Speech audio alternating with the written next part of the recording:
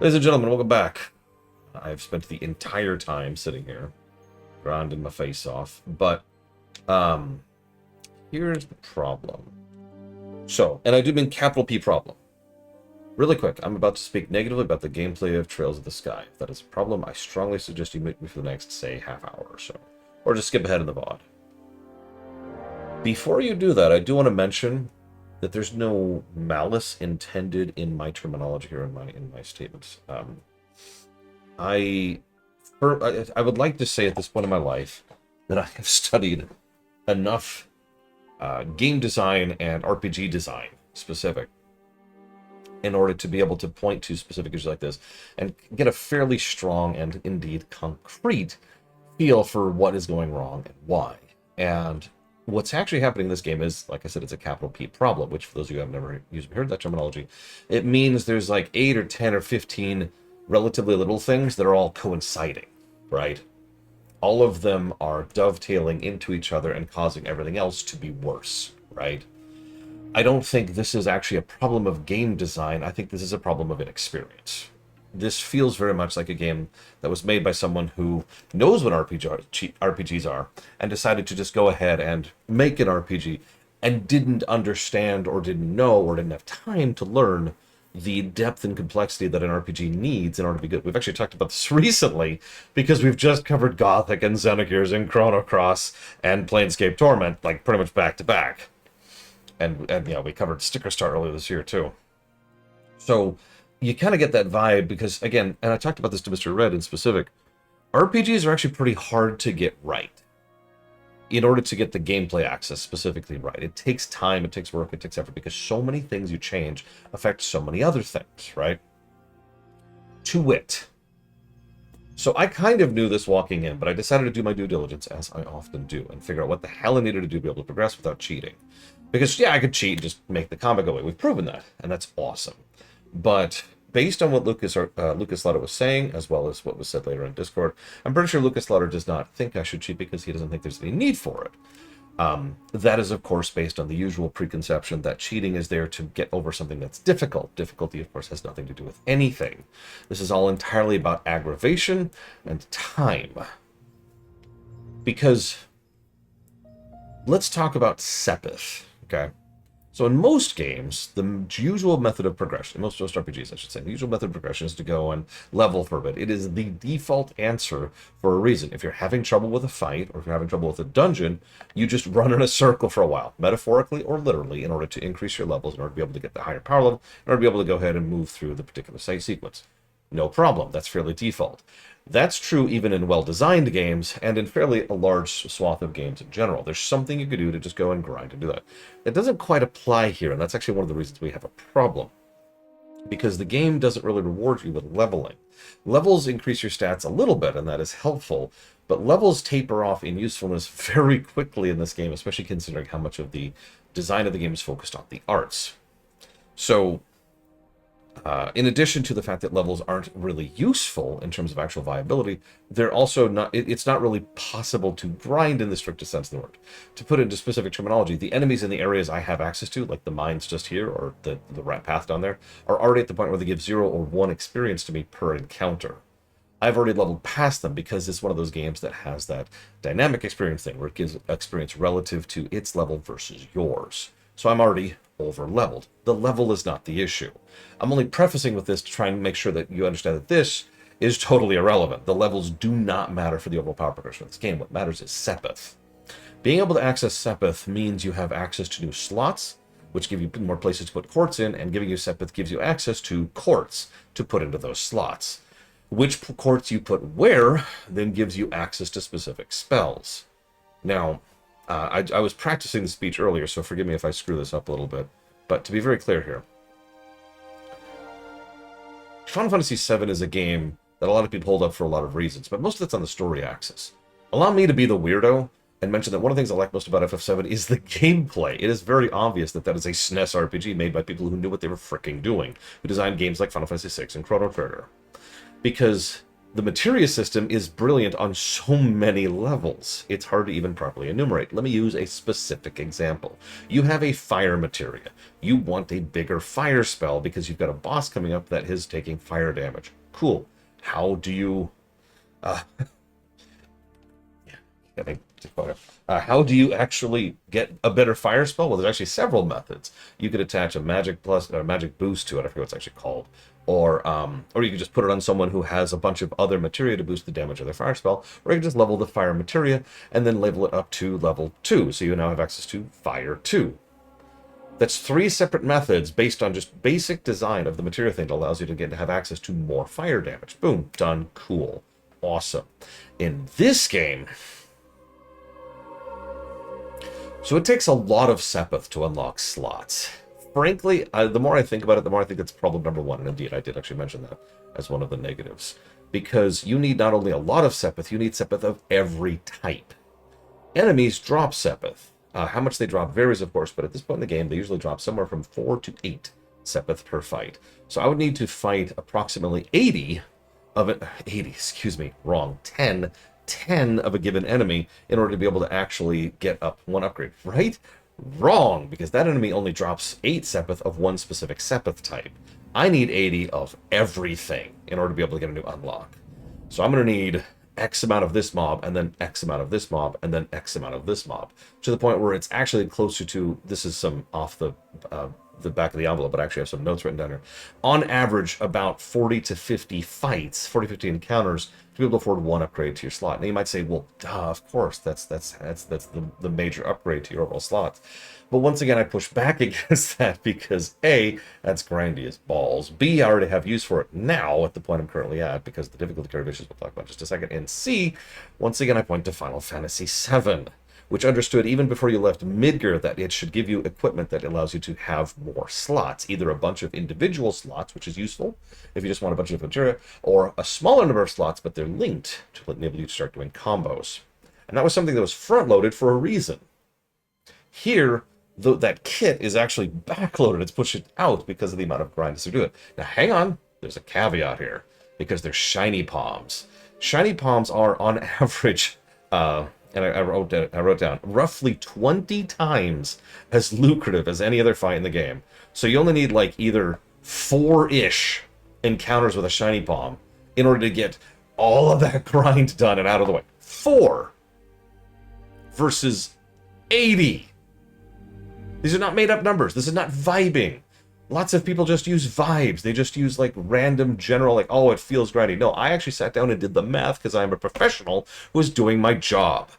4 encounters in order to be able to afford 1 slot unlock, right? Now, okay, that is so insanely lucrative. So we're starting, and you see how more and more of these issues are individual issues that are starting to cause more and more of a knock-on effect on every previous issue we've just talked about. They are so lucrative that at that point, it's so much more worthwhile to just grind the shiny palms. Okay, sure, fine. So go do that. Problem. There's actually 2 problems there. First of all, that's not really the point of a metal slime concept. A metal slime is supposed to be one of 2 things, as conceptually speaking. A, it's a nice bonus thing. Oh, shoot, there's a metal slime. Quick, attack. Ah, we didn't get it. Oh, well. Or, woo, we got it. And it's like a bonus. It's a surprise, right? It's bonus points. That's the purpose of a metal slime. Or the second purpose is if you're already towards the part where, you know, you're super strong and you're just trying to min-max a little bit. You just want that extra bit of experience. At that point, you usually come in with a specific strategy designed to kill metal slimes and nothing else. And you focus fire the metal slimes and you specifically grind metal slimes. And that's fine too. And yeah, boulders in Chrono Trigger are a perfect example of well-designed metal slimes. I'm losing my train of thought. So, I need to not read chat. Sorry, I'm going to ignore chat for just a second to make sure I keep on track of this. So you need to have tons and tons of Sepith for everything. I'll get to the other thing in just a second. Because what you really want is new spells, and how you get new spells is you chain them together. And how you chain them together is having new slots. You have new slots, then you have to put the quartz into them. By the way, that means more grinding. By the way, there's also per character, if you missed that. So everything I'm talking about is per character. Now, I actually only bothered to do this for 2 people, Joshua and Estelle, because there are regulars we're going to be seeing for like 98% of the entire game. Cool. So, being able to have access to at least something for all this requires a lot of grinding. Or I could just go and I could farm the shiny palms briefly. And what that functionally ends up being is you go and you farm CP off of trash, which gives you nothing of any relative worth, and then you use that CP to go kill the palms. 30 go to 10. And you kill a few palms, and they're static, which is actually a nice thing. I do like that. So they're static, they're right here, boom, done, cool. And then, oh, boom, done there, cool, oh, boom, done there, cool, so forth and so on. Yeah, it's multi-tiered grinding. You have to grind in order to grind, in order to grind, in order to grind. And I'm not making up any of those specific steps.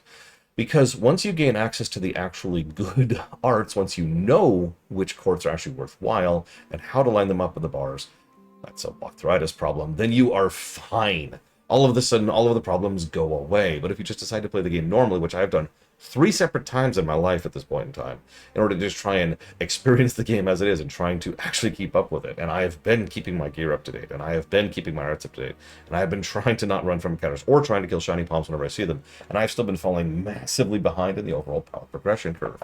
So I am very grateful to all of you who say that you never had an issue with this game. I do. Because all of these systems, in all of the ways that I've described, do interlock with each other in the way that causes all of these issues. Oh yeah, that's another thing. Sepith can be turned into money. That is a terrible idea. Don't do that. Sepith is entirely too useful. Sepith is functionally more useful than experience. You get more out of Sepith because you can then use the Sepith on the correct courts in order to get the access to the right spells, because not every spell is good in this game, by the way. Not every art is good in this game, too, while we're on the subject. Even S arts are only, crafts, not arts. I keep using the wrong word, I'm sorry. Not every craft is useful, and S crafts are primarily only useful because they're functionally limit breaks, and they just kind of bypass all of the other aspects of the programming, the combat design. So what you really want is arts, which means you need courts, which means you need slots, which means you need Sepith and Sepith. All of this bumbles into each other. All of this causes this overall issue of frustration in order to be able to progress. And there's a couple of other issues. There's some seconds and minutes problems. There's the fact that the terrain is practically non-existent in terms of relevance to the combat. Oh yeah, white damage is junk. That's another problem.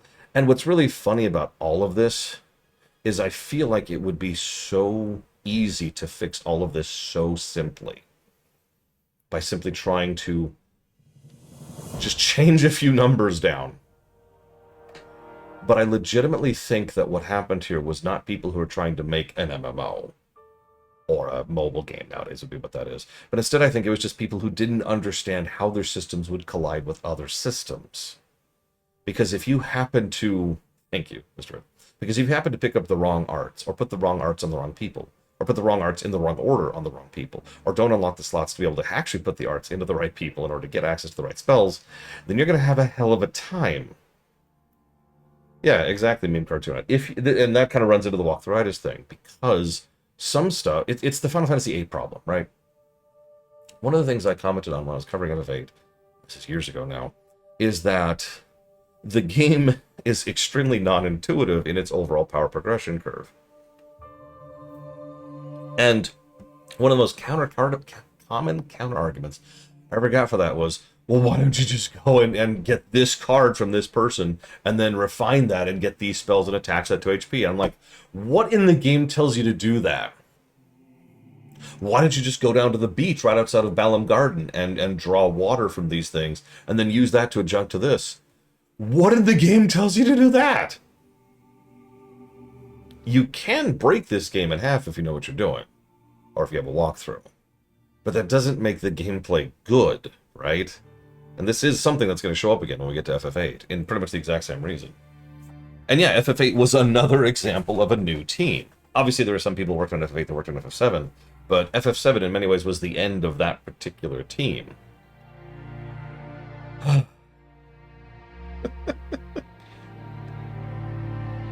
So, anyways, that's it. You may now unmute me. It took me less time than I thought to go through all that. But I really feel like all of these issues are the kind of things that are just a hallmark of designers who didn't know how to make an RPG. Put very, very simply, We've got some... I've actually been more impressed with the story than I thought it would be, which I know sounds weird, like you'd think the story would be good.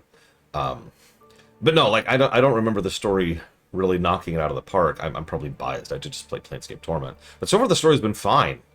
A couple of irritations aside. And, so that's fine. The narrative axis is fine, barring the need for an editing pass or two. But I feel like these people had never made an RPG before. And just were going off of vague memories of, okay, so you fight enemies, and then you get things, and you use things to get other things.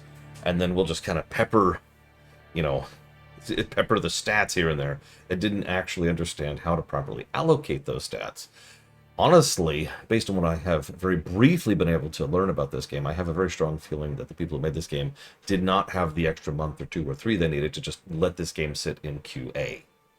Because I guarantee you a little bit of a QA pass would have caught every single one of these, and every single complaint I've mentioned is something that is a very easy fix.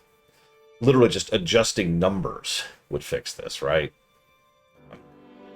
Maybe adjusting the formula for white damage, maybe changing how much CP you gain based on an action. Right? Like, yeah, exactly, Blade Toll. Like, this is the kind of stuff that's very catchable. And I know, I have tremendous sympathy and respect for the QA developers out there. Because 9 times out of 10, they do their job correctly, and then they're just completely ignored. But in some cases, you just get it all. And again, this is why this reminds me so much of Xenogears. Because Xenogears has the exact same issues. Almost literally the exact same issues as everything I'm describing here. A bunch of ideas, a bunch of cool concepts, and not the kind of polish necessary to make them actually work on the gameplay axis. And, you know, story. Okay. My Federation Builder. Now I got all that out of there. I'm going to laugh if everything I've been doing for the last several hours to not only do my due diligence on this, but actually to grind is not going to help. We'll see. I'm going to accept the egg on my face for that. If that's how this lines up. But we have changed, so I haven't leveled a lot because nothing's giving me experience at this point. We have changed our orbs considerably. So now we've got... On her, I have the Eagle Eye, so I can see what's going on. We have an action, which is just straight up the speed thing. Yeah, last time I played this game, I just cheated at a certain point. I just said screw it. I've got a shield here, which is mostly there, so I have a double green. And then down here, we just got an HP. And EP Cut, which I have discovered is ridiculously useful for everyone. In fact, I have EP Cut on actually everyone. Over here, we've got time. Lots of time. Actually... I need to swap that. Hang on. So let's put EP. Oh, I can't. That's why that's there. Never mind. Okay. I was like, why did I do it that way? That's why. I could put it down there, but I don't think else. So yeah, we've got Action 1, which is speed plus time. We've got Cast 1, which is speed plus time. We got EP Cut, which is obvious, and that's actually kind of... His are really expensive. And then Shara here. Well, there's not much I can do with her, and she's honestly not worth unlocking her slot, so I don't even bother with that. However, we do have Impede, Action, Evade, Cut. You're noticing a trend here. So let's go fight that boss again. Actually, let's stay at the inn first before we go do that. Let's not. Tell me there's an inn here. Tell me there's an inn here. Okay, there is. I see it. Yeah, we're just gonna hopefully be hoarding stuff for a while. We're going to buy one of each of these. I'm also pretty low on money because I have been spending it. Yep, okay, this is great. Yep, okay. I would like to rest. Yeah, the highest level quartz stuff costs 800 Sepith, by the way. I was looking that up. There we go.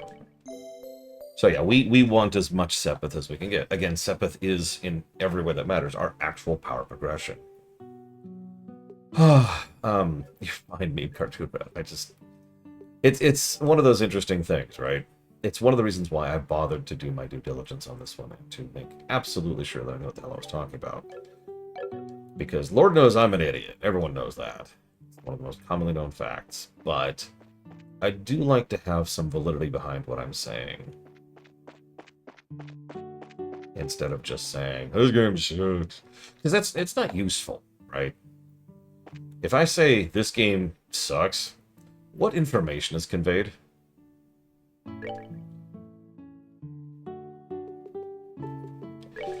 See, that's the thing, Retro Justice. This game is easy. So many people misunderstand boring for hard. No offense, Retro Justice. Let me explain that a little bit, because I've actually already received some pushback on that by me saying this game is too hard. Nothing I just described has anything to do with the game's difficulty. Yeah, I died to the boss, but honestly, I could have just hit the retry, which would have lowered their HP values anyways, and just tried again and got for better RNG, and then I would have been done with it. It's not hard. There are a couple of fights that are actually hard in this game, I'll give you that, but the game as overall is not a difficult game. It is, however, a huge time sink. And that's why I focused primarily on the aspects of the game design rather than saying difficulty, for example. Because, honestly, I'm not even sure there are really difficulty cliffs here in the strictest sense of the word. I think it's just that they keep doing a fairly linear escalation of HP and strength, output on the enemies, in order to make sure that the enemies keep going up as you're going up. And then there's all the other issues I mentioned, which just kind of coincides with that. Oh, right. I keep forgetting. No, I didn't talk about the last dungeon, Retro Justice. We're not talking about the last dungeon. Screw the last dungeon. I'm willing to give this game a lot of slack, but I am not that. Oh.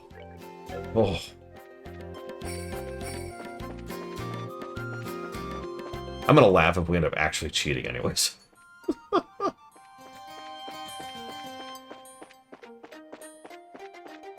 So, I normally would actually be fighting these, but remember, there's not really a lot of reason to. In fact, actually, you know what I should do? Let me just show this off really quick.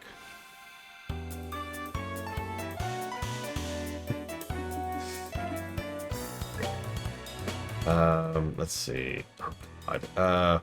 By the way, mana costs, that's a whole other thing. I actually already mentioned that, but good God. Shadow Spear is nice, but honestly not super useful. No, what I really want is actually Soul Blur. And I will...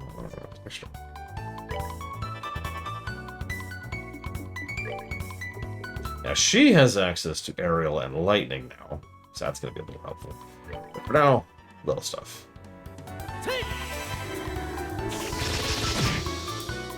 Didn't even kill it. Wow.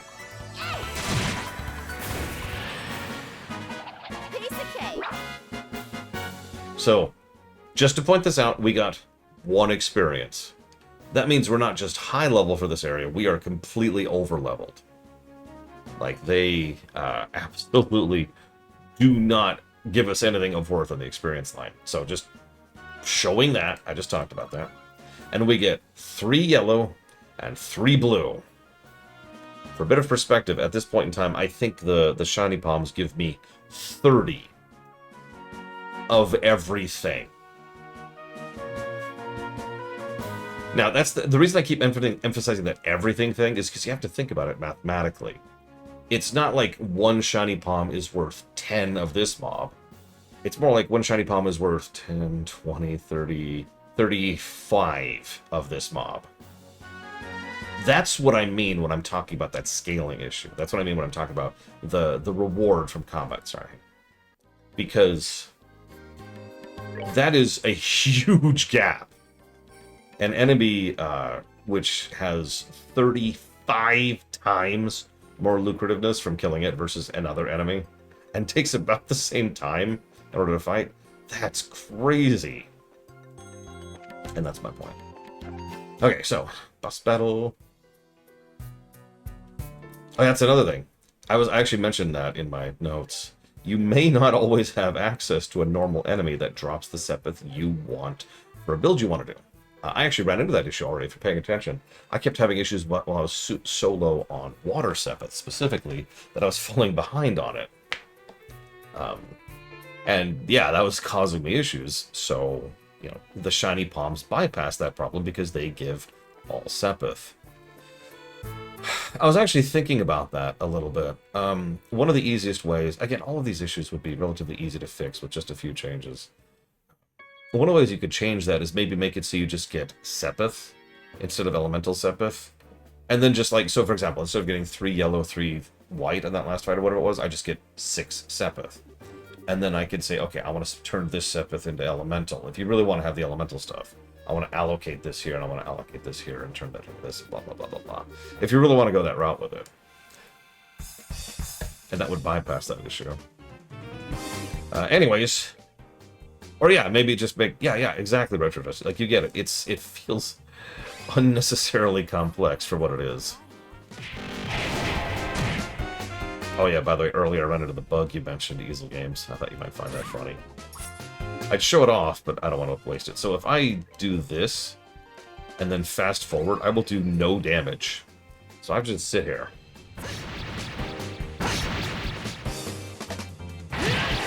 Literally, it is a known bug. It just does nothing.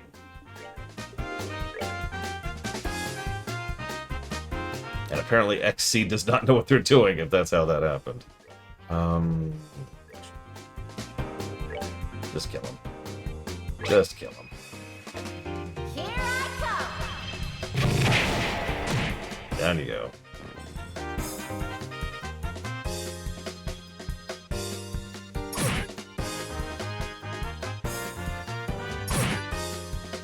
Another problem this game kind of runs into is something that Planescape Torment ran into as well, and Xenogears, honestly, action economy. You fight enemy packs a little bit too often. How many times, we talked about this yesterday, how many chests, how many of the Mimic chests aren't actually a boss, it's just like 6 enemies. And I know you're thinking, well, but no, for those of you who do not know, in a game like this, 6 enemies is a big deal because they can just go so much more frequently than you. And it generally takes you multiple rounds to bring down 1 enemy. So they just advance on you, and then just start beating the crap out of you as you're standing there getting beat on. So, okay, so, sure. Let's show off this spell while we're here, since they're all grouped up. Yeah, 5 normal, oh, thanks for coming here. Yeah, 5 normal enemies is actually a problem. He moved. Yeah, that's another thing, by the way. This is honestly kind of a dick move, too, if I'm being frank. Final Fantasy Tactics falls into the same problem. You have to decide where you're targeting an AoE, but your AoE doesn't go off when you cast it, it goes off when you finish casting it. Whoops, wrong thing.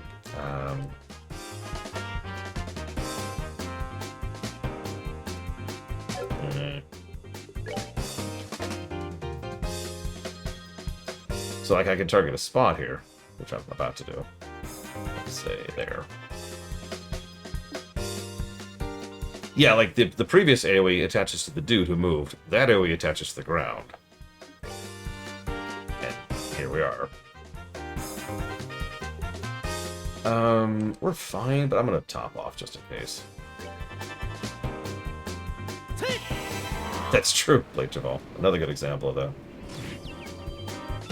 So yeah, they're dead. And you see how I'm just mulching these, by the way? I am not higher level. Remember, I can't level at this point. There's no cheating, right? I didn't cheat. Only one thing has changed.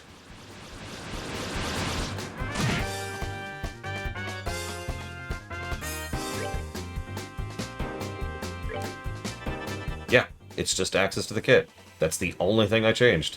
And the problem is, because of the nature of the game, that's a whole process. It's not like I can just be like, oh, shoot, I guess I'll just go and yeah, hit it. No, I had to do this, to do this, to do this, to do this.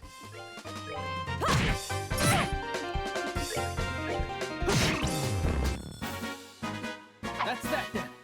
Let's move. I mean, it wouldn't be the only RPG that does that, Dakota. I believe it is 4, yes, sir. Don't quote me on that. Maybe it's only 3. I got 9 experience from the boss. That could be Retro Justice, I don't know. I am admittedly following a bit of a guide at this point. There's actually a quartz guide, which I have swallowed my pride on, and I'm just using to make sure that we don't run into the problems we've already run into again. Yeah, like right here. So once I get to the lake shore, I want to change it up again to switch this out. Because I don't have access to poison right now, because that's a random drop. And I need access to blind, I think? No, HP2. That's the other one. Anyways, I should put this up here so I can at least have that in the corner if I need it.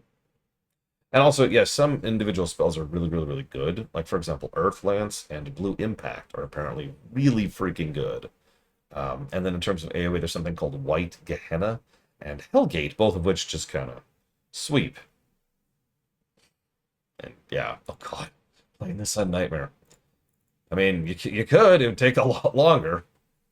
So I gave that positive.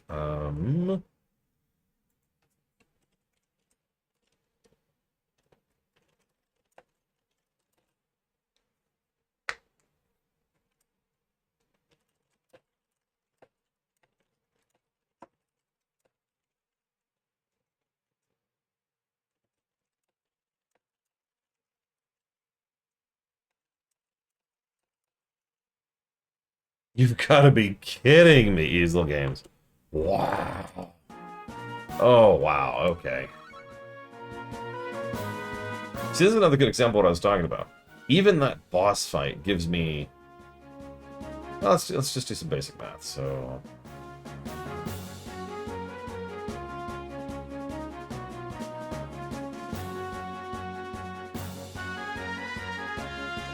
Approximately 19-ish%, I'd say, of what one shiny palm would give me. And I know, I keep hammering that point in, but I just need to keep emphasizing how incredibly lucrative shiny palms really are. Oh, you guys are tougher than I thought. It's no wonder Joseph got beat by you three.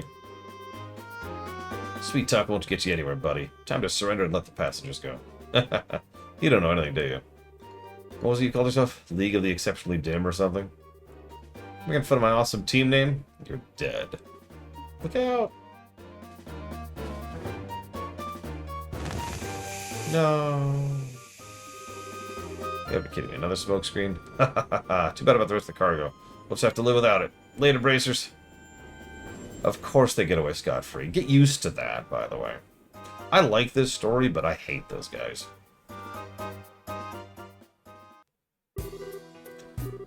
Ow, ow, ow. Somebody got my eyes. Alright, it's not poisonous. Looks like it was typical smoke cancer. Whoops. Typical smoke canister. Their ship's already out of sight. This is getting really old. Not once, but twice they've gotten away.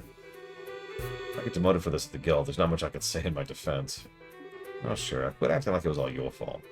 We're responsible for letting them get away, too.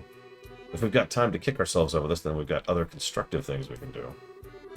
Oh, well, sounds like you should be the senior bracer. At least we're able to take back the airliner. How about we take a look?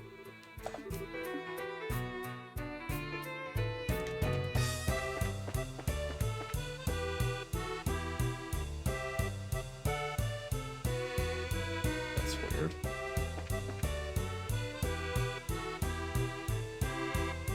Oh man, I would not want to be on this airliner. I guess this is the cargo. Bold. Judge by the looks of things. At any rate, we should do a thorough investigation. Yes.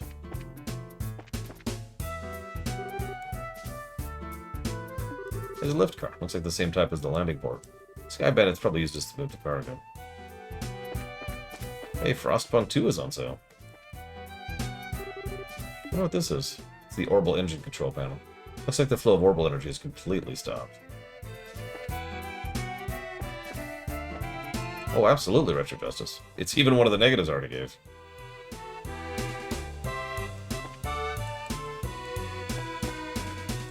Good question, Evo. But by all accounts, I would say Estelle. I actually thought that was a weird thing and got some weird looks for it when I first made that assertion about 5 years ago. But with the advantage of hindsight now, she's the main character.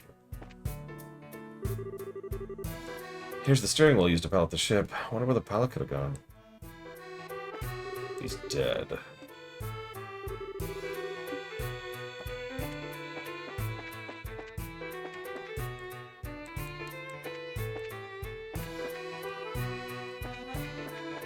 Oh, here's our actual passenger area.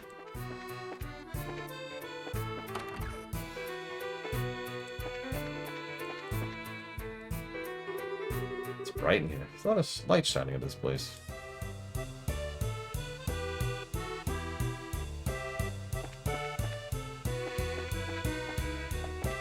No, I think it's just strange because, well, how do I say this?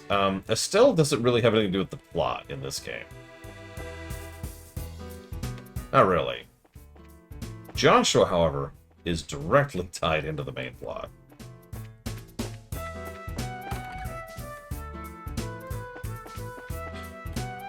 But no, Estelle's the main character.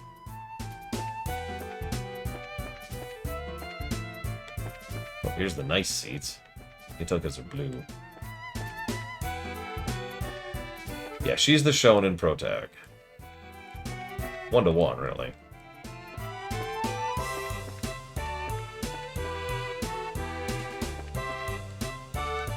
Are we done here? What am I missing? Yeah, I'm looking forward to seeing what happens in 2 and 3. Checked it all over, but it looks like there's nobody inside. It's a high possibility the passengers were transferred to the Sky Bandits airship. And then to wherever their hideout is. Agreed, but this sucks. Not when I thought we had some clues, we're back to 0. Come on, cheer up, Birdie. It's not like every clue is completely vanished. Why do you think the Sky Bandits hid the airliner in a place like this? Huh? As far as I can tell, the orbital energy in the ship is completely stopped. It means the orbital energy was stripped from the aircraft. I know this because the orbital energy in an orbit gradually recharges over time. Furthermore, the Sky Bandits made multiple trips to carry off large amounts of cargo. Given the time and risk involved, don't you think it would have been more effective just to take the entire airliner to their hideout? It seemed a little odd that they didn't. So why'd they hide the airliner here then? All I can think of is they did it in order to ditch Linda. Actually, yeah. For my guess, I would imagine their hideout is a slightly peculiar place, maybe 10 to 15 ARG in size. In short, a peculiar place in which only a small aircraft like the Sky Bandits airship could land. Interesting. How about terrain covered with extreme differences in height, like mountains and ravines? It seems like a likely place for a Sky Bandit hideout.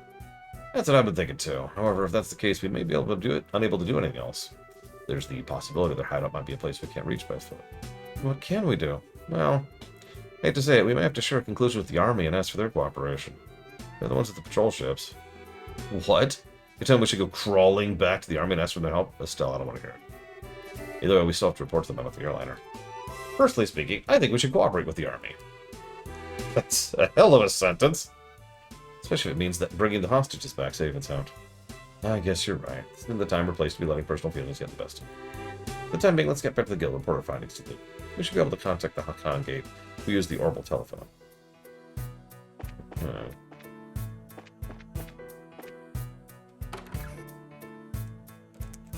Yeah, step 1.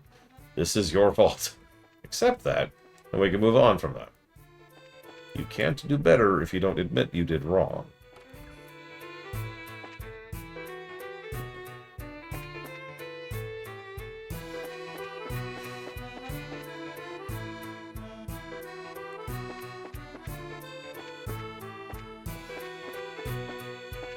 Actually, there's nothing I'm missing here. Okay.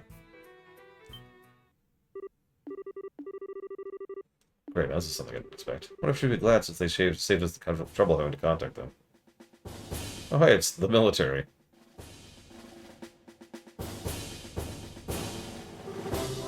They found a suspicious armed group. Put your hands in the air, all of you. It's worth coming to a woman and 2 kids, our Sky Bandits. Though the girl does look shifty. It's just kind of rude. Who are you calling Sky Bandits? Can't you see the shiny emblem on my chest? Humph, bracer emblem. I'll put anything for a moment that something like that proves her innocence. Can I help you? General Morgan, why are you here?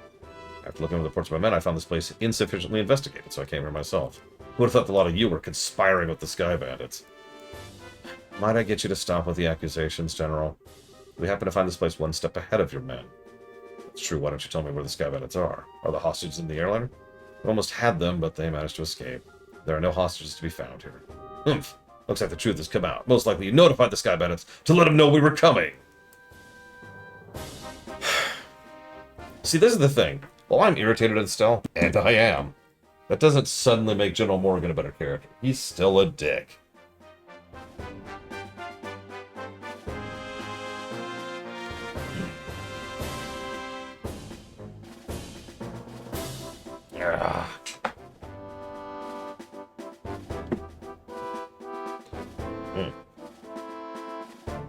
It's been quite warm today. Okay. What about it? Cut with the crap. My thoughts exactly. Alright, man, take them into custody. Cool. Because he's a dick, Trax, yeah. He has to be a dick, for he has done. General will be questioning you himself on the morrow. If your innocence is proven, you'll be released in 2 or 3 days. So for the time being, this cell will provide you a place to cool your heels. This is not even funny. Tossing us in a place like this without even listening to a word we have to say. The army managed to arrest the Sky Bandits. I'm sure would have had our names cleared. But with the way things are at the moment, that may not be possible. Why not? Remember the Sky Leader we fought in the mindset, right? This can't be right. You're not supposed to be here this early, if I remember correctly. You mentioned he did say that, didn't he? You're trying to tell me he meant the army, are you? I don't know for sure. I bet that's what he meant. Which means that the Sky Bandits have a mole. Or a collaborator. If that's the case, they'll never get caught. Which means we're the only ones who stood a chance of nabbing them. Now we're stuck here. I wonder how your father would get around this little setback. Well, he'd knock down the gate with his bare hands. My. Don't you seem to be in a bit of a fix? Did you say something, Joshua? Nope, I didn't say anything. Came from the cell next door. It almost sounds familiar. How could you say something so heartless? My lustrous voice should be recognizable to anyone. Could this unfounded self-confidence be the tone of absurd narcissism? You do remember my dulcet chords. To think we'd meet again in a place like this. It seems we are bound by destiny. Why are you here? Thought we took you to Bozite. Now you're locked up in a place like this. What the heck did you do? Come now, let's not worry about all the details, shall we? I have my reasons, which are deeper than the deepest ocean and higher than the highest peak. I'm not asking now. I'm sure we just get tired after you talk to your ears off. What a coincidence, Estelle. I was just thinking the same thing. So there you have it. We don't really care to know. You talk so much, I'd probably be an old woman by the time we're done. And I'm not ready for wrinkles yet. Come on now, let's not be like that. I'll fill you in on all the details of the tragic incident which befell me. I want to hear about it. It all began after we parted ways. Hey, Mr. Red, I thought you might find this funny. We're talking about the pacing issues of this game, right? You remember Lotra? I know you've never played Lotra before. It's this brand new game that just came out yesterday, and there's a part of the pre-Bree section. I think the name of the town is Combe, I want to say. If you start as a human, you go through this actually pretty cool intro sequence. And after you finish the starter tutorial thing, you're stuck in like a mini zone. You're actually in a separate instance where you're stuck in just that one town. And there's a series of quests and there's some stuff. And it's actually, unironically, one of the best designed parts of the entire game. Arch it, that's it. At the end of that sequence, I'm saying this all out more for everyone else who hasn't played Lotra. I know you have obviously done this, Mr. Red. At the end of that sequence, you find out that a group of local bandits have banded together to attack the town on behalf of someone. And we don't know the someone. And to spoilers, if that someone is under someone who's under someone who's under someone who's reporting to someone named Sharky. You know who that is if you know who that is. All of this is a wonderful tutorial sequence. It's a wonderful build-up.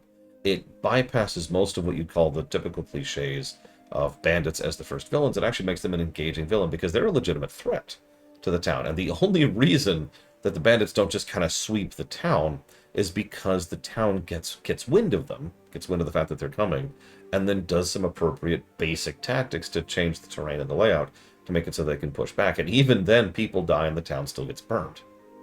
It's a great sequence, but the point I'm trying to reach here is that that bandit group effectively stops being a narrative player halfway through the Bree zone. That's the pirates. That's the Sky Pirates of this game. The villains of half of one zone of a story arc. Prove me wrong. I did some window shopping in the Bose Market and moved on to the Antarose restaurant. You see, once I'd eaten to my heart's content, I began to play the grand piano to feed my artistic soul. On doing so, the restaurant manager was overcome by my skill, so I was asked to stay and work as a professional pianist for the restaurant. It's great and all, but I thought you were supposed to be a lutist. Musical genius is not limited to just one instrument. Anyway, back to my story. After negotiating a few of my own conditions, I accepted the job offer. Those conditions were, of course, food and wine for free every day instead of Mira. I don't know how to put it, but that's very you, Olivier. I'm not sure what it has to do with you getting him thrown in jail. Oh, well, this is the real sob story begins. That night, I've been enjoying a plate of sautéed duck I'd had the chef prepare, but the blood sauce which had been used was overbearing for my palate. I began to feel that normal red wine was not satisfying enough. The more you talk, the more I want to hit you. Go on, I'm curious in spite of knowing better. Well, I borrowed a bottle of wine which seemed good from the cellar, something called Grand Chardonnay 1183.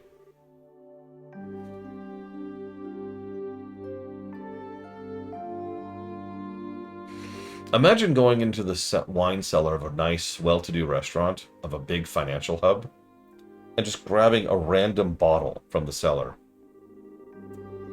That is the legendary vintage that was auctioned off in the Royal City. Oh, aren't you well informed? I heard a rumor about it too, so of course I was interested in having a drink for myself. How much are we talking here? Somewhere in the neighborhood of 500,000 Mira. 500,000 Mira? For just one bottle? That's... yeah. You didn't, did you, Olivier? Oh, such a needless question. Of course I opened the bottle and had a sip.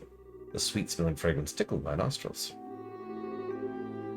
Its luxurious, mellow taste caressed my throat, and you could believe what else? A rose-tinted vignette of time and space existed in that bottle. I don't think I can listen to this any longer. My ears are bleeding from such stupidity. I'm completely dumbfounded. Sad thing is, after taking a sip, I began to feel the food was lacking. As such, I had the chef cook me up something to match the wine, and the restaurant manager returned. Since I'm not a stingy fellow, I cordially invited him to join me for a drink, but for some odd reason, he got rather upset. In fact, he looked so steaming mad, his face looked like a ripe tomato. Before I could say another word, a group of soldiers came filing in, and, well, one thing led to another, and, can't say another word about this tragedy being dragged all the way here without coming to tears, so let's weep together as you sympathize with my dilemma. Idiot. Pardon? You managed to see me? I could have sworn I heard a zzz and a zzz, and even assuredly a misheard idiot coming from yourself. Are you listening? This is where the story really gets interesting. You see, several further trials right myself brought here. Hello? Are you listening? Olivier, no, I am not. Thank you for being part of the show. Strict reluctance. Give me one moment, and I will jot that down.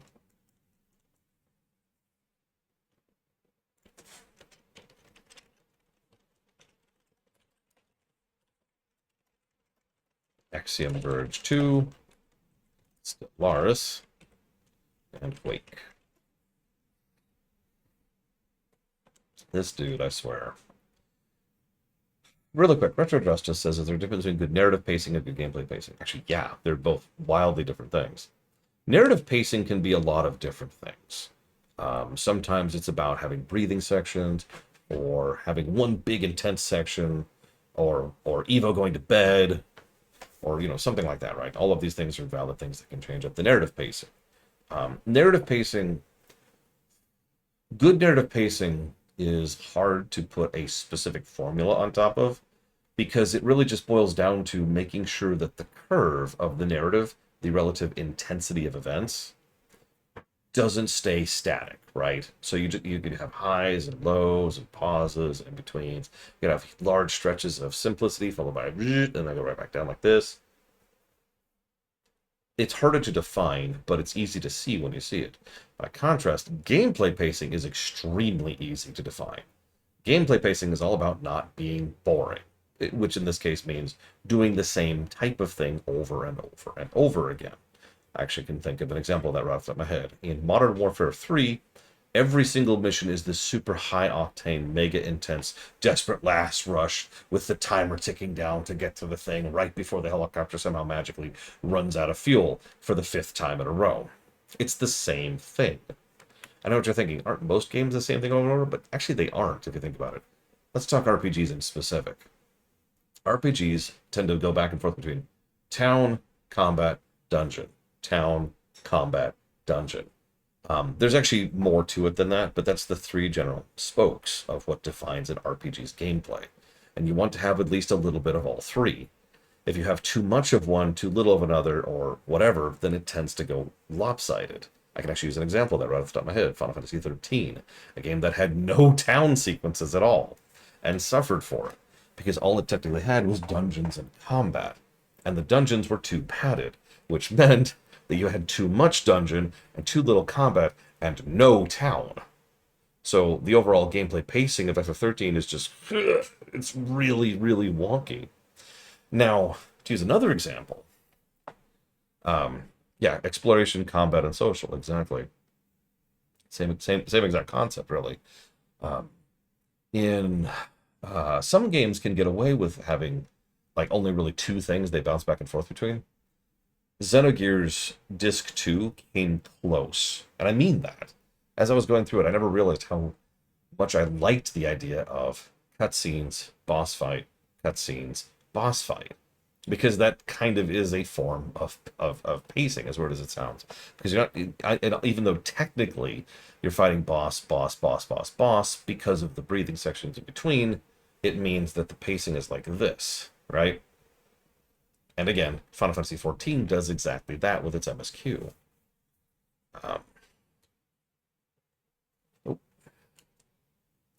Anyways. One moment, please. I mean, if by recently you mean like 2 months ago, yeah, why do you ask?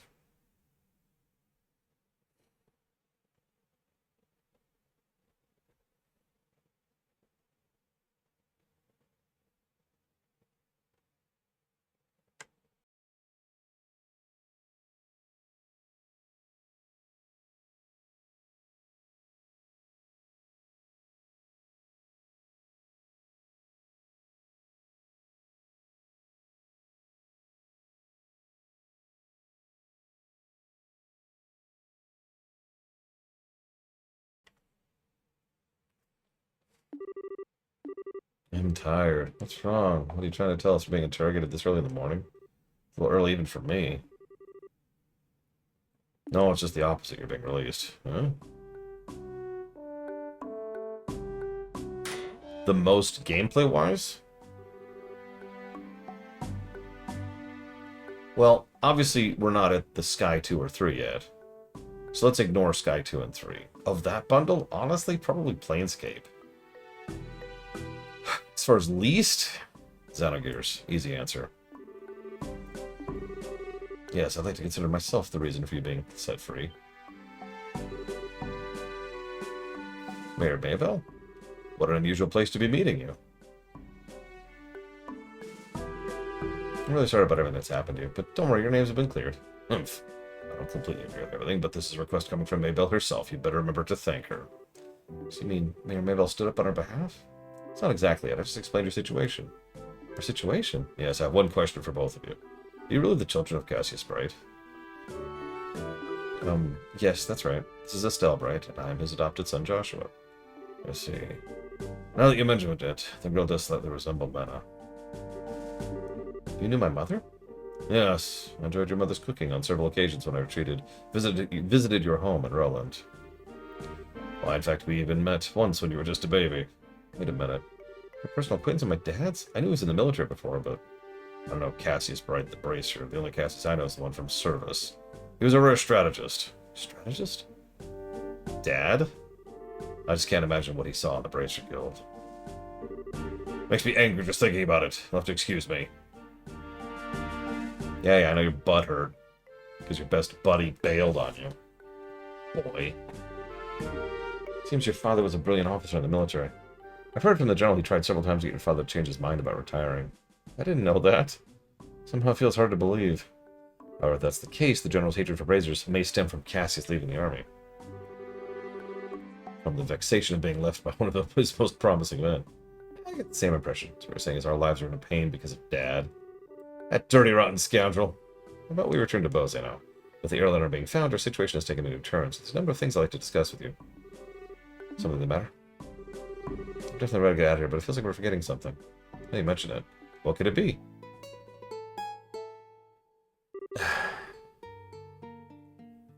I just... Oh no, I've accidentally alt-tabbed to go see what Warpcore just donated towards. Damn, I can't listen to Olivier anymore. Darn. Shucks.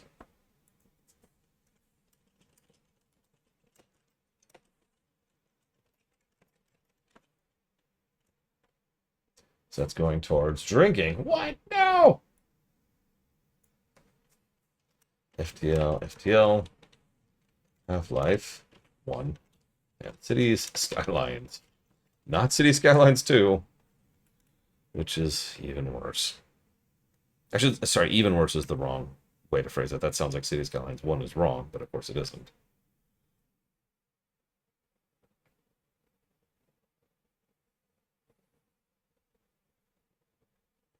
No, what I mean by that is almost everyone knows at this point that City Skylines 2 is a bad game. But it's even worse than we all thought. And honestly, I'm going to be shocked if that studio is still functional inside of a year. Anyways. Alright, hang on, Retro Justice. I just need to go murder your boyfriend really quick here. There we go.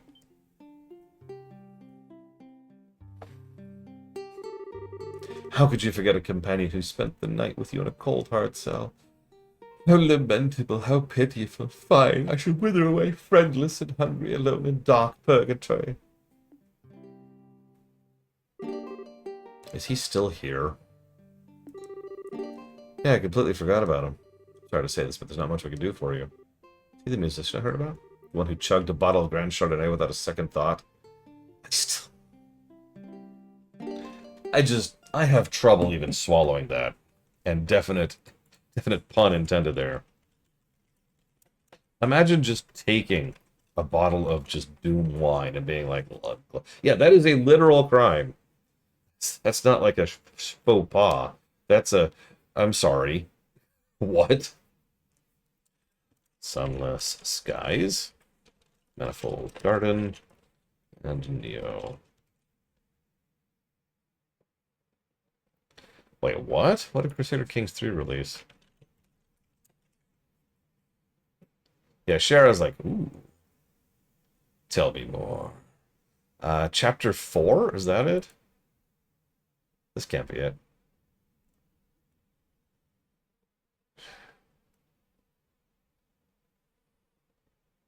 Oh no, it's Crowns of the World. That's it. That's it. Right? Maybe? No? No, that can't be it. What is it? Coronations. There it is. Ooh, ho, ho, ho. Overwhelmingly negative. That's bad.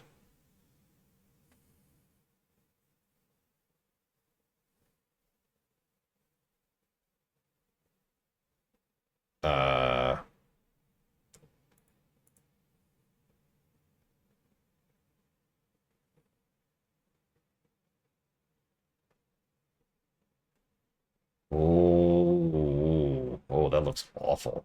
I'll have to look more into that later. That sounds terrible.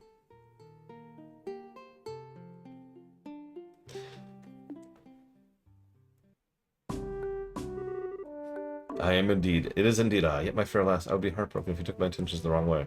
You see, I perceived it as advanced payment for the exquisite services I was about to render. Olivia, you are not worth 500,000 mirror. My buddy. My boogie. Yeah, Paradox... I don't know what's happening with Paradox. For the longest time, I was actually a defender of their DLC thing. Oh, it sucked financially, but like... The overwhelming majority of their DLCs were still worth picking up.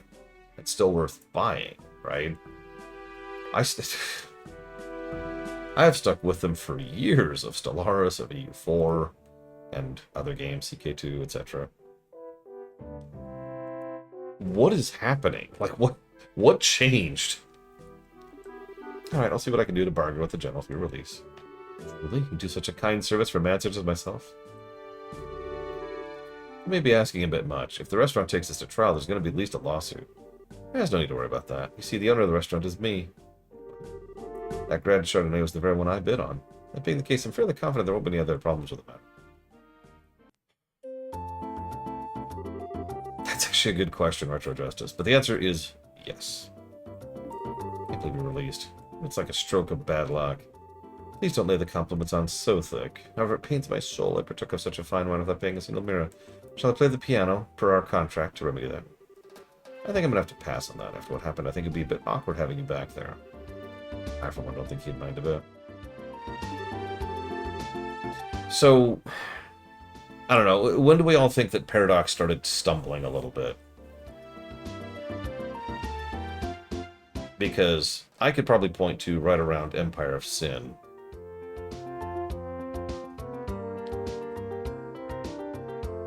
But I suppose Imperator is another thing we could point towards. I know Vic 3 released in what most people, even the devs themselves, would refer to as an unfinished state. Seriously, I've read the dev interviews. They're like, yeah, this wasn't good, and this wasn't done, and this wasn't done. So we're trying to fix all that now, and it's like, okay. Like, come on, Paradox. You are the grand strategy people. You're pretty much the only grand strategy people. Could you not? I know you're the only source of water in town. That doesn't mean you have to poison it. Let's just think of this as an unfortunate incident for the both of us. I could just let things go like this. Let's see. It seems you're investigating something at the moment, right? How about I lend my assistance? That does sound interesting. Could I ask you to join these bracers in their work? Could you ever?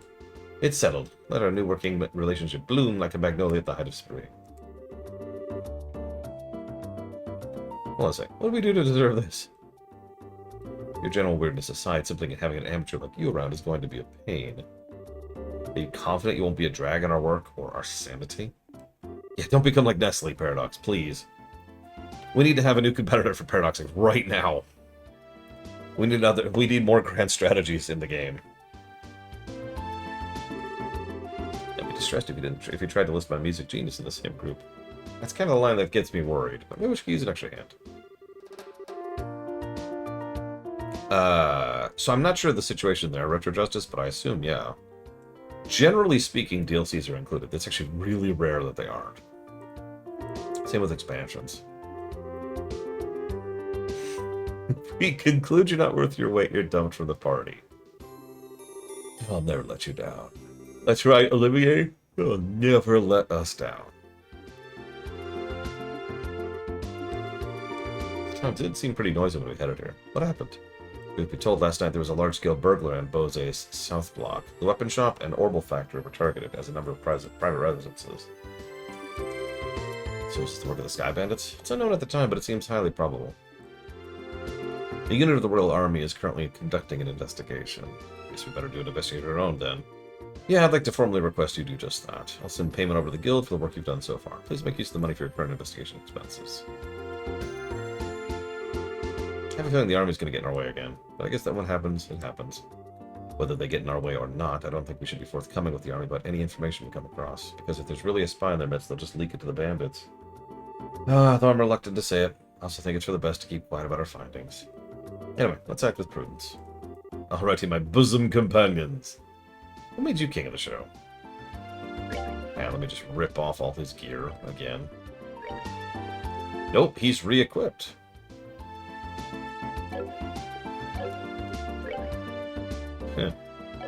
Interesting. That is another excellent example of a relatively newbie mistake when it comes to RPG game design.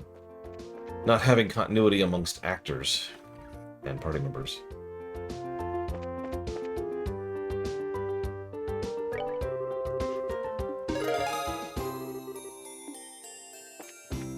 That is what he said, yes, Warpcore. I did not say that. Do not blame that upon me.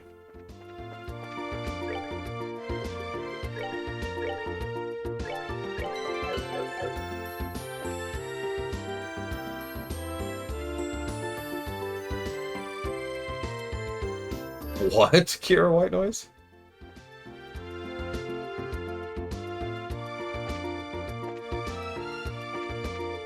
That sounds awful for Sunhaven, I mean. I'm not sure about the other one.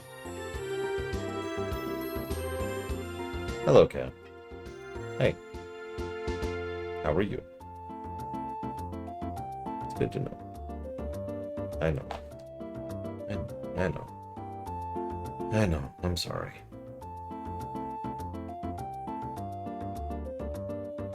Oh, wow. That's wild.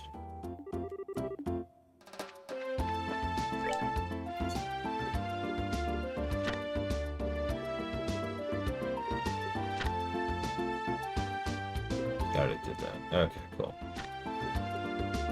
not do.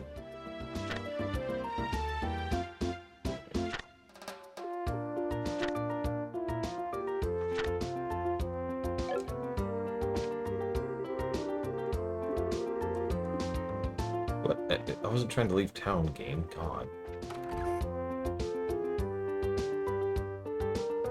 I've been doing a bunch of them, Retro Justice, although most of them have just been go kill stuff.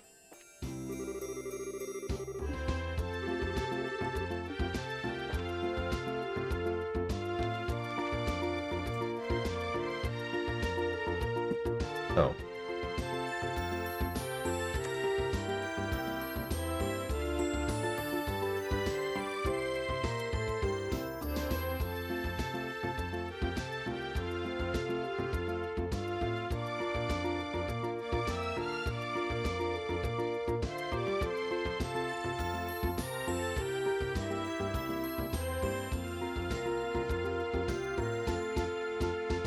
I mean, you're right, Retro Justice, and honestly, the ones I have done, entirely off camera, have been most of my source of money. I mean, there's a reason I have so little money right now, relatively speaking. I was shocked when I heard about the South Block being hit by burglars. Morano's mother was here alone, you see. Fortunately, this house was untouched by the burglaries, but at times like this, it makes you feel uneasy when there's no man at home. I'm just glad Morano brought Simon over to watch the house. Could be, Retro Justice.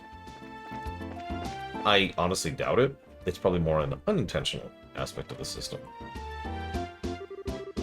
We've been living here since she had a precious memento taken by these crooks.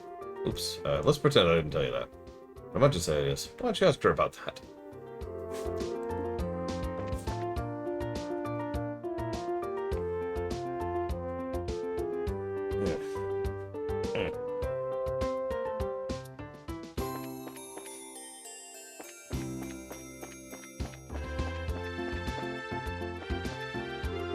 I didn't.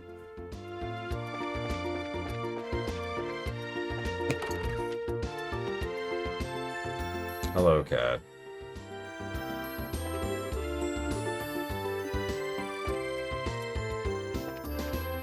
Hello, cat. Can I help you? What is it you would like?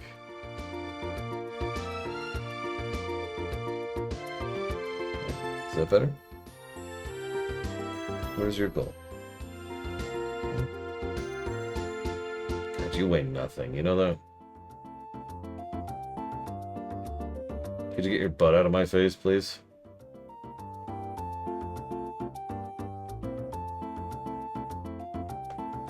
Thank you. Cats.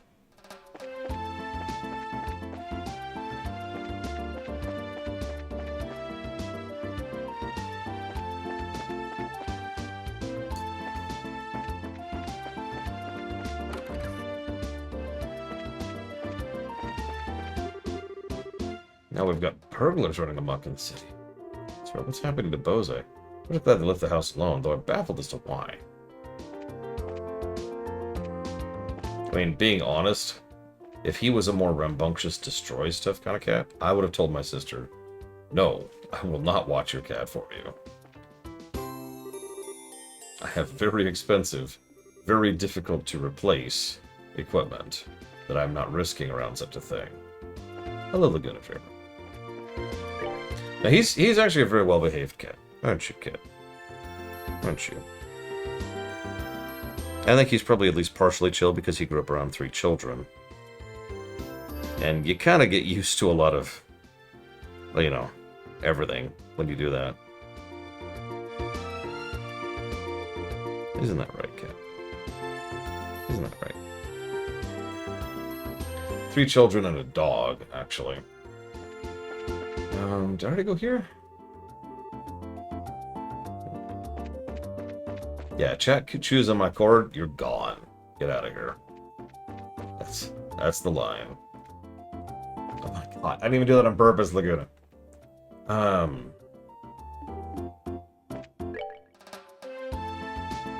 What have I missed here?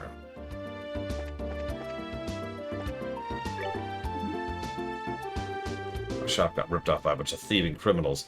I took off with every last one of my pricey goods, too.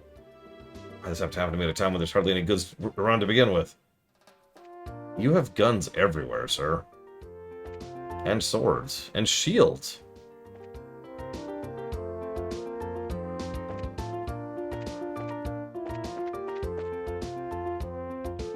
I have seen that one, yeah, Retro Justice. I have not played it, for the record. Don't have a lot of time to do things like that.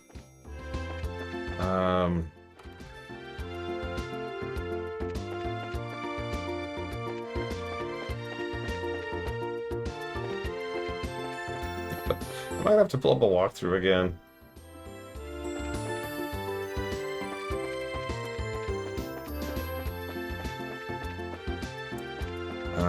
Nope, hang on. There's one place I haven't been. Store was hit by the burglars as well. I guess this isn't time to be talking about business deals. My factory, my goods are gone. Gotta purchase either Army or the Bracers Guild ASAP. Hang on, if either one of these groups say saw what's written in the stolen ledger, I'd be in a world of hurt. The what? Hey, this one turned out really cute. Niall, is this how you wanted this one? Yeah, sure, something like that. However, we really got screwed, you know that?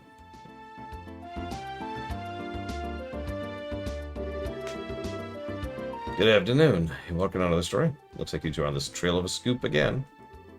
Hey, it's you kids. Oh, Estelle and Joshua. Well, am I glad to see they let you out of the clinker. Yeah, I heard about you kids getting arrested by the army up in the mine. Certainly had me worried. You're acting like you had nothing to do with it. It was your info that led us to the village.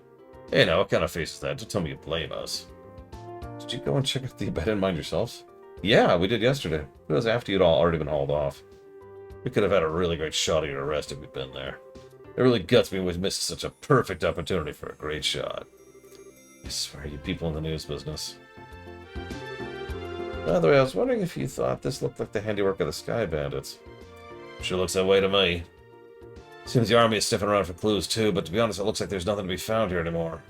I see, that does make things a bit more difficult. Well, Mr. Porter, why don't you let me ask you this then? Do you know from whence the Sky Bandits enter town? Or to what the statements you're seen leaving through the West Gate? That's awfully strange. The mayor's residence and Bosia Market are right through the West Gate. And attacking those two places would have been far more lucrative. When you put it that way, yeah, it makes a lot of sense. If you don't mind me asking, who the heck are you? I'm glad you asked. I'm Olivier Lenheim, a wandering bard and gifted musician. I'm sure you've heard rumors about me, right? Oh, you're the guy who drank wine without paying at that classy restaurant. Takes guts to stiff such a big bill. It's an honor to meet you, sir. Making me blush. I'm ready for my interview at any time, so do not hesitate to ask. Wow, really? I'm getting a headache just listening to this crap. These two are very much alike. Oh, I saw it, Retro Justice. Yeah, Olivier's... we'll get there. I'm not going to ask how this guy wound up with the rest of you. That would be for the best.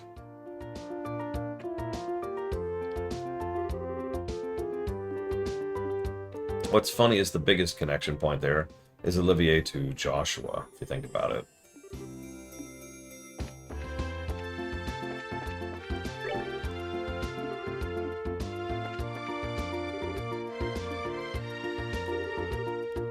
Oh, something wrong. I thought we better give you a word of advice. Even if you're representing the mayor, at the end of the day, you're still civilians. We cannot have you wander around in the middle of an investigation. Who do you think you're talking to? Your advice seems more like a threat. I'm just saying you need to know your place.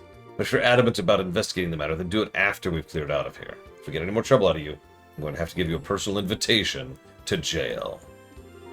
Forget about it, Estelle. There's no use arguing with these gentlemen. For an ass in lion's skin, you sure know how to throw away your weight around, Mr. Soldier. What'd you just say? That's what's going on here.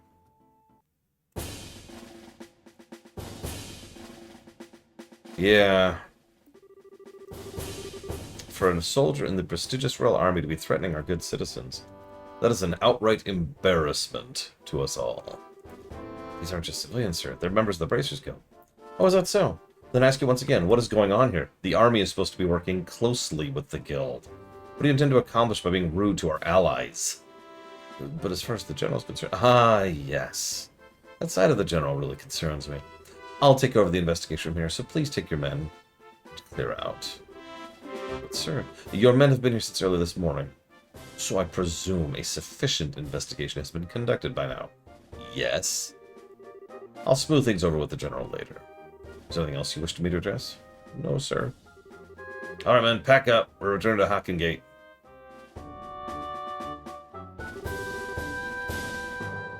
Oh, it looks like that's that. Seems that some of your personnel were rather impolite. Please allow me to apologize. I appreciate the gesture. We made some slightly inflammatory remarks as well, so how about we let bygones be bygones? That suits me just fine. As I stated before, the army is supposed to be working closely with the guild. I think our two organizations working together grants us the ability to make up each other's shortcomings. I'm looking forward to any progress you make with this recent series of events. Thank you, we'll do what we can. Seems like a decent guy. Yeah, I wonder who he is. Colonel, it's almost the appointed time. Oh, already? Excuse me, it appears I must take my leave. Oh, but before I do, it looks like I haven't properly introduced myself. I am Alan Richard, a colonel in the Royal Army. If there's anything I can do to assist you, please don't hesitate to contact me.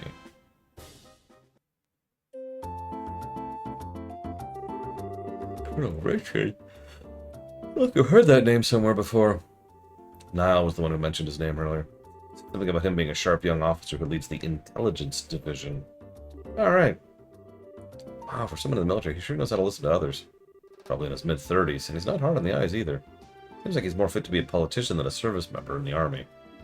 Hey, you guys. Who was that you were just talking to in the black uniform? I could swear I've seen him somewhere before. You trying to tell me you didn't recognize him at all? That was Colonel Richard of the Intelligence Division. You know, the guy you mentioned earlier.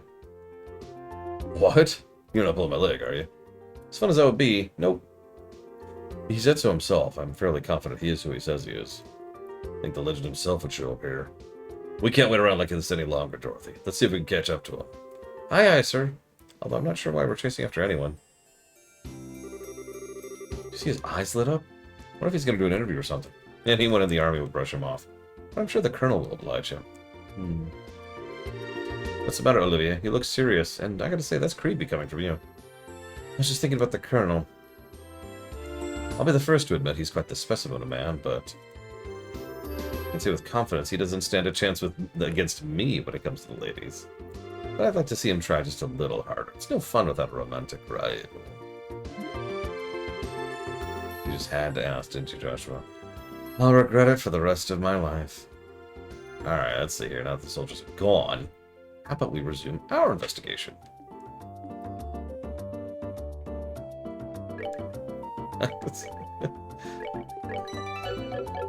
Yeah, could you imagine that the head of a spy organization is good at listening to people? Isn't that weird? I was putting my son to bed last night when suddenly some masked men kicked in the door and came storming in. I didn't tell my husband because I didn't want to worry. But my ring, which is from my mother, was taken. Huh.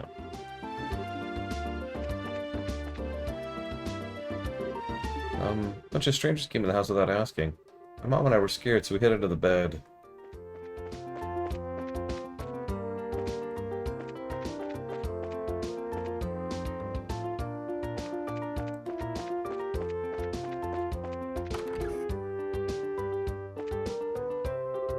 Oh, dearie me. Weren't you but the bracers who came by to ask questions not that long ago? Oh, right, we did come before. I'm really sorry I couldn't talk to you then. Wait, what you came to ask about is what happened last night, right? Yes, that's right. Is this a good time for you? Yes, this is as good a time as any. There I was, 4,000 years ago. I heard a noise.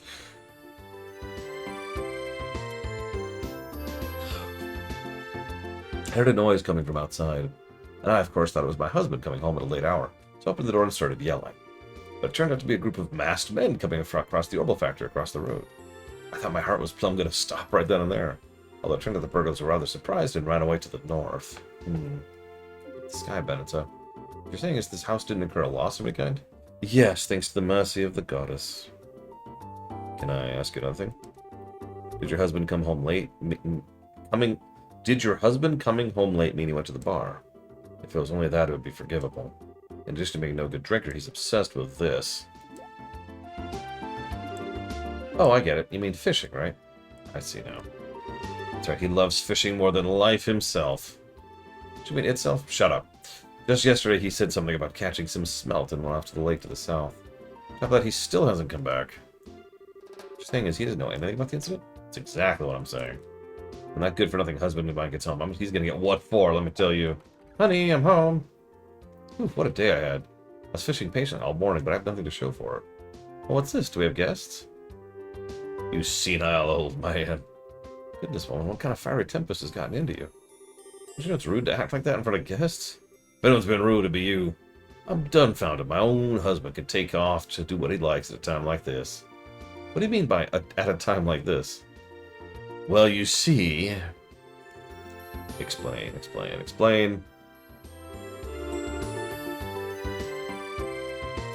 Burglaries and sky bandits, you don't say. That is terrible. I think they hightailed it out of here after my wife hollered at them. It's hilarious. Guess they got to experience the Cecil effect firsthand. What'd you just say? So I'll calm down now, shall we? I think these sky bandits came in the night like they did and just disappeared like that. I wonder if it's anything to do with that thing he was talking about the other day. What do you mean? Oh, right, you don't know him. He's my fishing buddy. He's staying at the inn down a lakeshore to the south of here. If I remember right, he said something about seeing a strange bunch near the place the other night. A strange bunch? That sounds really interesting. Can you tell me more about what you heard? Sure, I don't mind. I'm just going to tell you up front. This is all hearsay. From what I heard, he just happened to see them by chance as he was out fishing during the night. He saw them leave by way of the inn's front door and then went onto the road. However, when he asked around the inn, it turned out no one like that had stayed there before. That is rather odd. Any type of burglar at the inn? Nothing of the sort, in fact. It's quiet there. The meals are great. It's, well, a place I'd recommend to anyone. Best of all, it's a prime fishing spot. There aren't any definitive clues. We did manage to hear a few interesting tidbits.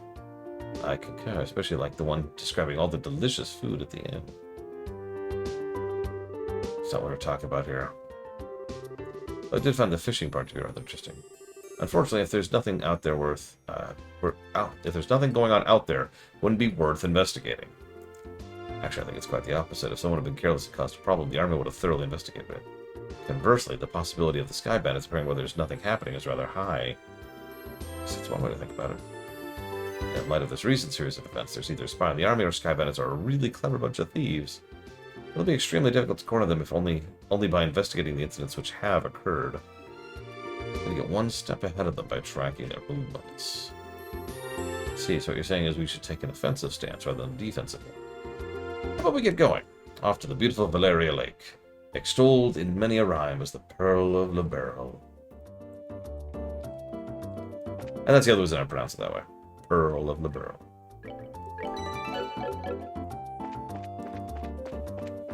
Oh, okay, Valerian.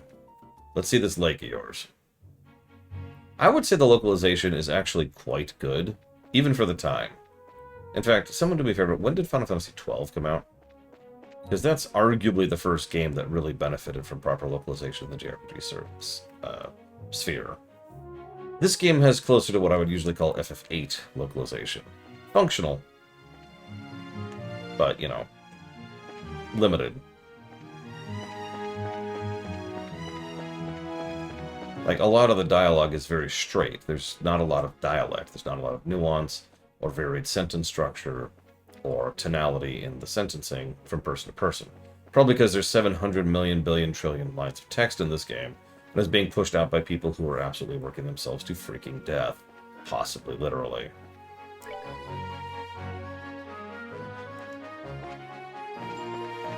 So, the fact that 12 came out after this does not surprise me. Thank you.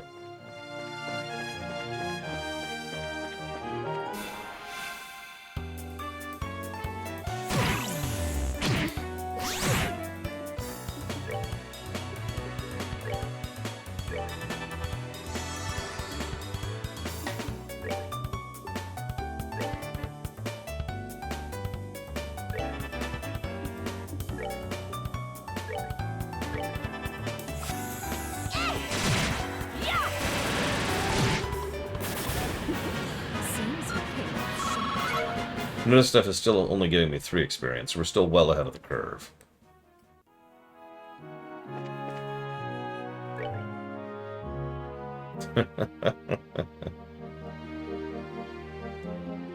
Sorry, I was just thinking about how many games there are that we don't actually know their exact release date. You have to go back pretty far to reach that, but... hang on. But there are a few.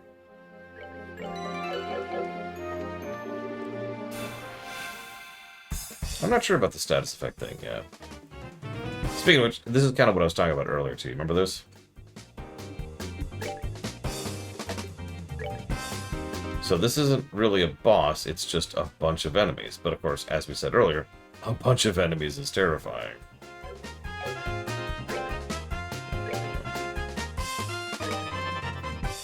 This action economy.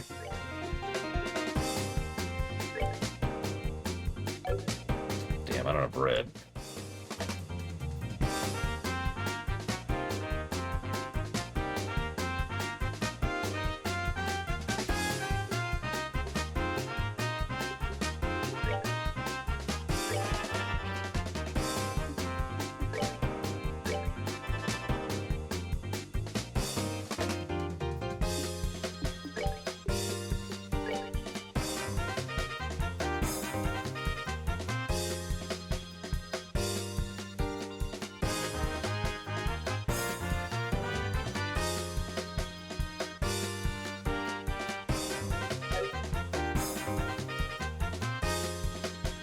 Technically, it's good design if the action economy was well designed around it, which it is not, which makes it bad design.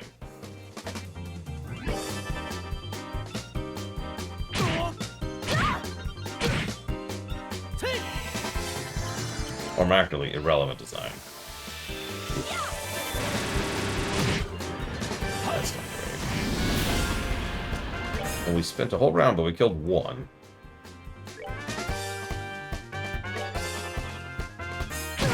Yeah, I've actually said this before. Reskins in and of themselves are not actually a bad thing. Plenty of really good games have reskins, right?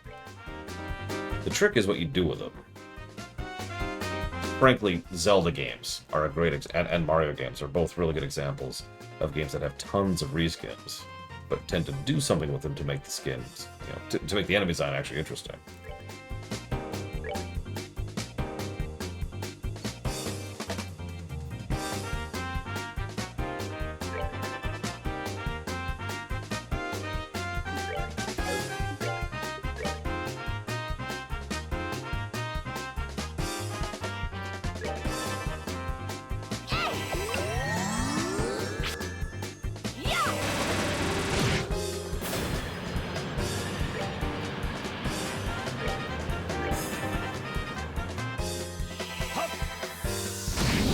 I'm not as much of a sword geek now. I'm also very picky about swords. And I don't remember the sword in question that you referenced. Forgive me.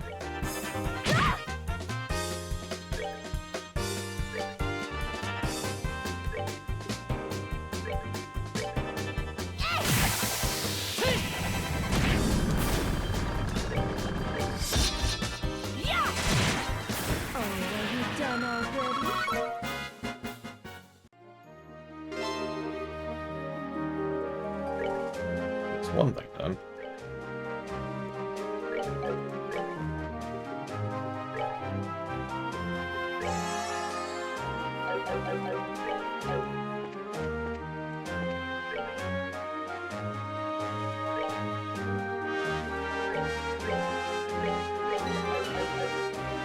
Startled me, cat. Jesus.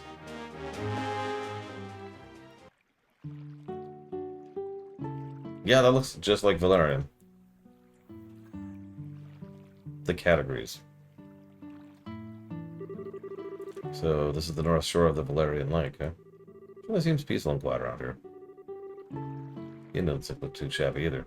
I stayed here once before when I was in the area on another job.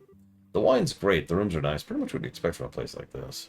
Too bad it isn't a pleasure trip. You mean it's not? I at least intend to toss my cares to the wind for a while. Taking cat naps in a rocking boat by day, filling my belly with food and wine by night. How do you stay in shape, Olivier? This is what a vacation's all about. Come on, everyone, I was just joking. We can enjoy a vacation anytime, but now's the only time we can enjoy taking care of some would-be thieves. Even I, Olivier Lenheim, know enough to get my priorities straight. Mostly just space, although sea are fine. And I like sand ships, too.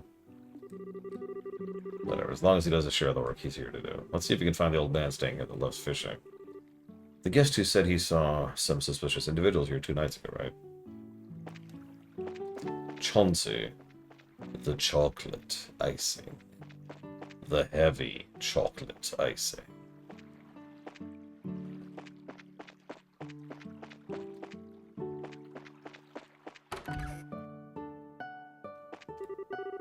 Why did I come here every...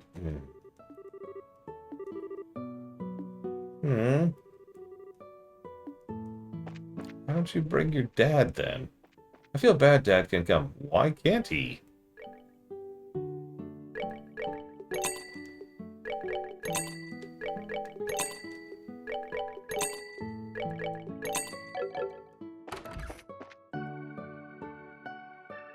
You know, I could see that, Richard. It was just... I was a heal while we're here.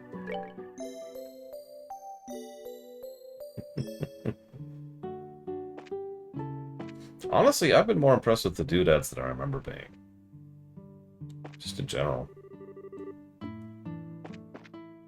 Like, they even have fishing rods up against your...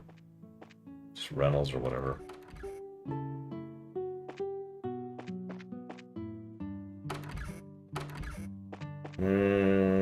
Yes, answer. Commit. Final answer.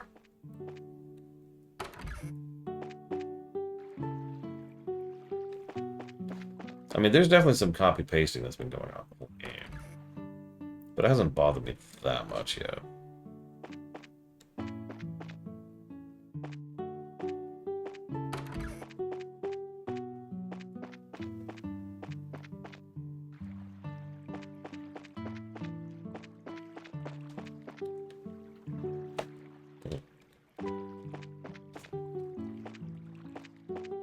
I might cut off early today, by the way. I really did spend my entire lunch break just sitting and grinding, and that did a number on me.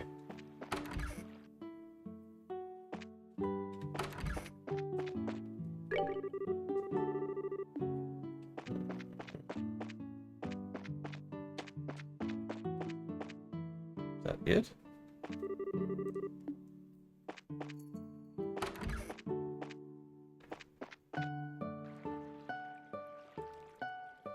The music's weird, because sometimes the music is, and I kind of mean this as an insult, really generic. Like, unmemorable generic. But then sometimes it's, like, legit. You know what I mean?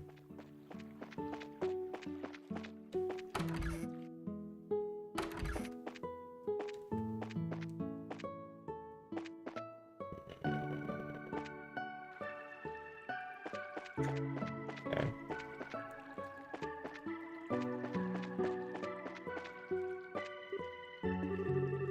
Can I ask you something? He's not responding at all. He must be really into this fishing. So this is what a fishing maniac looks like. Seem like a unique breed. Not as unique as you are. Right. How do you concentrate on fishing? I mean, obviously with like industry fishing or like professional fishing. Let's just say competitive fishing, sure, but like that guy's just fishing. Okay, where am I going? I don't know who to talk to. I don't know who to talk to. I don't think she's homophobic. I just think she hates Olivier. Just like me. Death to Olivier.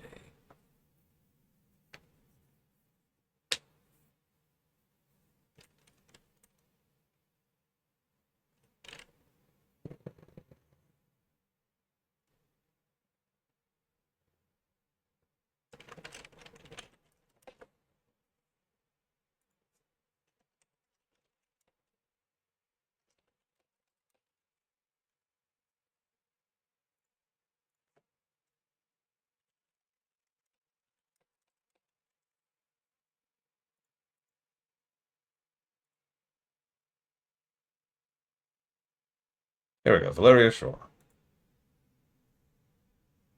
Oh, that's a good point. She probably does literally look at him as a rival.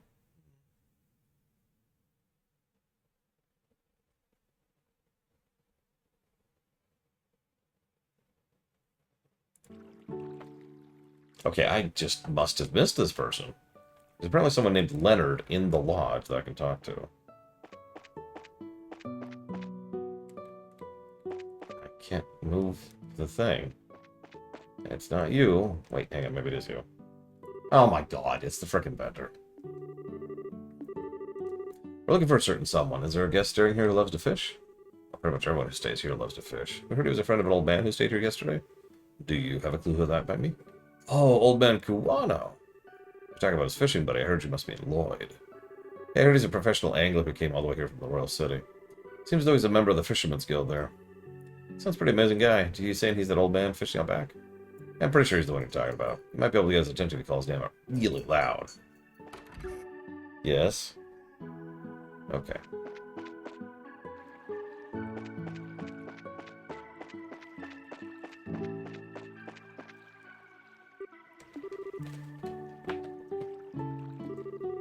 Are you a man named Lloyd who's from the Royal City? Oh, he's really focused. He's tuned on everything but fishing. Looks like this is where my skills come into play. What do you... Just sit back and enjoy. He leans over, and with a smile that's left to all kinds of interpretation, blows in the man's ear. Oh my goodness, what the... That's just mean. Who are you kids?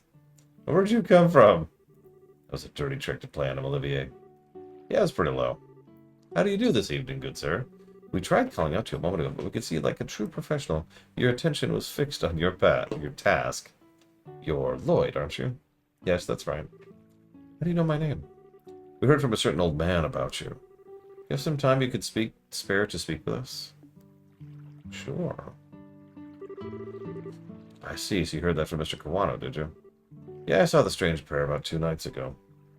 I knew it. Could you guess to fill us in on more of the details? Before that, are you bracers up or something? Because if this is related to a sort of crime... Well, we can't say for sure, but there does appear to be a possibility. Gotcha. In that case, I'll do what I can to help out. It was the other night when I was out fishing on my boat. I returned to the inn, dead tired after a day of battling out with this lake's guardian. I'd gotten in late into the night, and everyone was about the time when everyone at the inn was asleep in their beds. Hold on a minute. What do you mean the lake's guardian? Well, I'm glad you asked. The Guardian's a giant salmon that swims in the murky depths of the lake. He's also a side quest. Do you know fishing's in this game? It's been the feared king of the waters amongst fishing lovers for over a decade. Crap, I shouldn't have asked. Looks like you've thrown a log into the maniac's fire. Is it really huge of a fish like you say? You bet your last mirror it is, and I've been chasing that darn thing for nearly 5 years of my life. Comes and goes in different parts of Valeria Lake and changes its feeding spots on a whim. I heard from a buddy of mine that it had appeared in these parts, so I came a-running from the Royal City. That's what I call passion. I can completely understand where you're coming from. Whenever I find something like that, I stop at nothing till I get a hold of it. For example, a bottle of Grand Chardonnay. In your case, steal it is more accurate. How about we get back to our story? What happened when you came back from fishing that night? Oh, right. I had returned to the boat and was on my way to the inn when I saw the odd couple heading out to the road from the grounds behind the building. Onto the road in the middle of the night?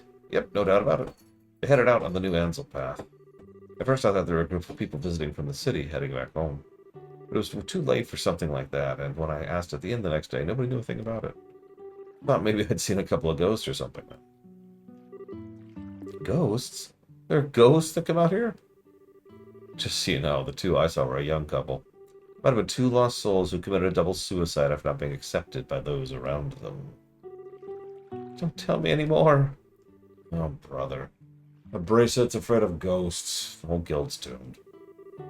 Not to mention our habit of always wanting to hear more ghost stories and other bizarre stuff. Now. Is it you're being scared attractive in its own right, Estelle? Not sexy, but cute nonetheless. Like a little kitten shivering in the cold. You better watch out, because this little kitten bites. Anyways, I was kidding about the ghost part. But the couple did, in fact, seem to be one with purpose and reason. I say this because the girl was wearing some odd clothing. What do you mean by that? Almost sharp from behind, I couldn't say for sure, but she looked she was wearing some kind of school uniform. A school uniform? It couldn't be. It wasn't one from Genis Royal Academy, was it? Oh, you really know your stuff, kid. You betcha. My niece goes there as well, and it looked exactly like the same as the one she wears. I see. This whole event just got a lot more interesting. It's her. I know it's that lying tomboy for sure. Finally onto her trail. Wait, so she's an acquaintance of yours? I gotta tell the two of them not to fret and rush into it and they'll regret later on. My mind isn't failing me. I can swear they said something about coming again tonight. Is that true? Yep, we'll meet back here in 2 days, is what the young man said. His tone seemed rather serious, so I couldn't help but think on it. Well, that's understandable. We appreciate the valuable information. Just leave the rest to us. We won't let them get into any more trouble than they already are. Oh, I see. That's a relief to hear. Like a weight's been lifted off my shoulders now. Now that that's off my chest, I feel like taking a boat out and fishing. Yes. Yes! Man, I don't even measure up to that when it comes to that fishing nut. You mentioned something about a fisherman's guild, too. I wonder what kind of group that is. So how was this odd couple involved with the missing airliner incident exactly? If you don't mind telling me, that is. Well, in a nutshell, I'll explain. Explain. Well, I see. Well, that appears to be the person in question, all right. Means tonight is the night, huh? Yeah. Looks like we should probably get a room, just in case. We're going to be here for a late night tonight. All right, let's go ask the receptionist about a room. Whew, okay. Whew, this is getting hard to do.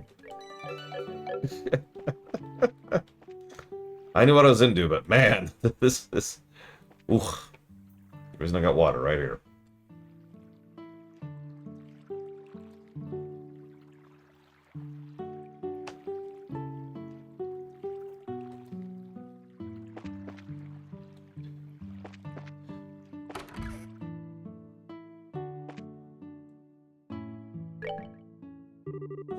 You'll be staying with us for the night? Yep, that's the plan. Hold on.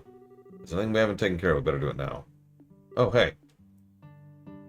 There's actually a point of no return warning. That's interesting. But I think we're good at the moment. How's our money? Let's buy a couple of EP items, shall we? Just a couple. And turn in our quest we just did, too. And conquer the entire world.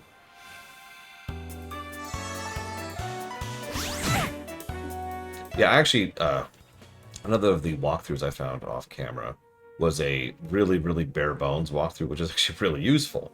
In fact, that's pretty much exactly what I want. I know, a lot of walkthrough writers like to be all flavorful.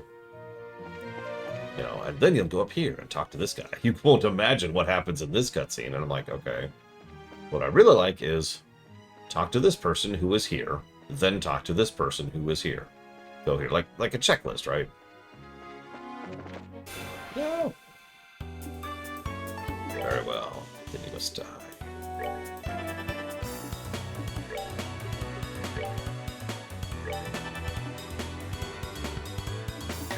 True, Mook.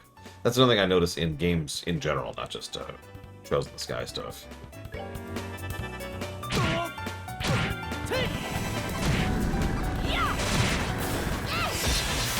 I do find it funny because the overwhelming majority of walkthroughs are not of the variety I just described.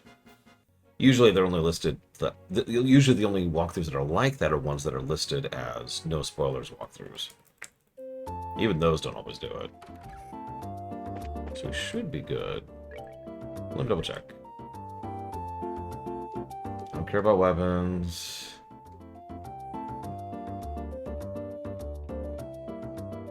I already got plenty of work boots. Okay, whatever.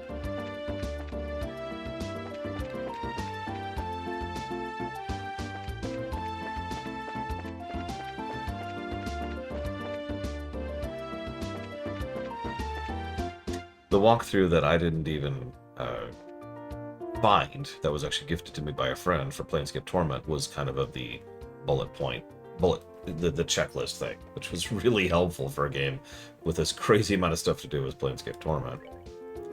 I think it's actually going to be here. Meeting SpongeBob. Damn it, SpongeBob.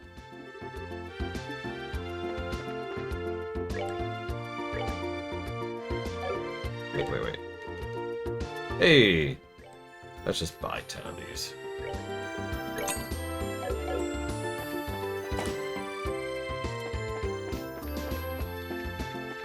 I haven't even cheated, well, exploited for money yet, too. I haven't decided if I'm going to. Money hasn't been a huge issue yet, not really. I mean, it'd be nice to have tons and tons of EP recharge items, but honestly, that's the only use I get out of money right now. It's still an option. Oh, right, thank you for reminding me. I need to go turn in my Bracer rewards. No! Just fine. Not worth it. Not worth it.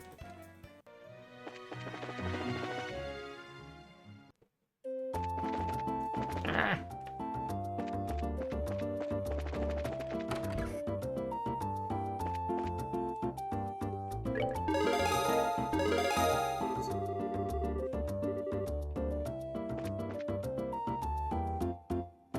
There were just so many things to buy, Easel Games. I needed to buy all of them. They're all going to be. Hello, Zeiss. Oh, we haven't been to Zeiss yet.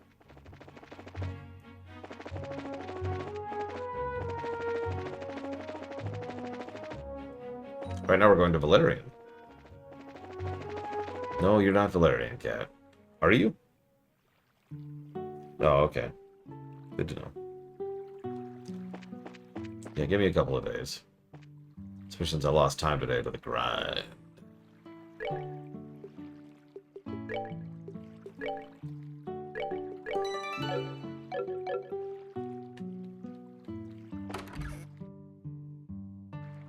I do not believe you, Diligent Toto.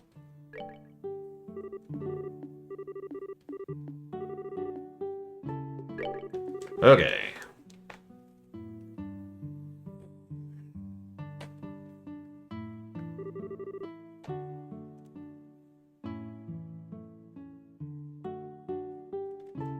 This is where you'll be staying. I live here, so please relax until dinner is served. It's quite a nice room. It has a certain atmosphere you just don't find back in the city. Yeah, it's great, huh? It wasn't that expensive either. What to do now? Maybe relax until it gets dark. It's a nice idea. I'd be more than happy to do that, but it's really okay to take it easy. Rest when you can. That's part of a bracer's job, too. This is our free time. Let's enjoy a meal, take a stroll, or something else. Yeah, we can actually go fishing right now. Or maybe right before now. One of the two. You can go fishing here. I know you can. Oh, what a picturesque view. The entire lake looks like it's glowing. Too bad we can't see the royal city on the opposite shore because of the haze. But from here it's easy to tell this is the biggest lake in the kingdom. This lake is like a fisher's dream come true. I bet it'd be a blast to throw a line in those waters. How about it? That'd be a nice change of pace for you. Yeah, maybe I will. What are you going to do, Joshua? There's a book I've been being read, so maybe I'll just go sit in the chair and relax. How old are you again? Only geezers talk about sitting back and relaxing. Young boys are supposed to be out moving their bodies. Alright, I'll leave that part up to you. Sometimes you can be such a drag. Oh well, I should go hurry up and decide on a fishing spot. Maybe around that pier would be a good spot. Or I could skip fishing entirely because screw that. No, let's go do it. Let's do it. I'm ready. I don't know how to do it. Yeah.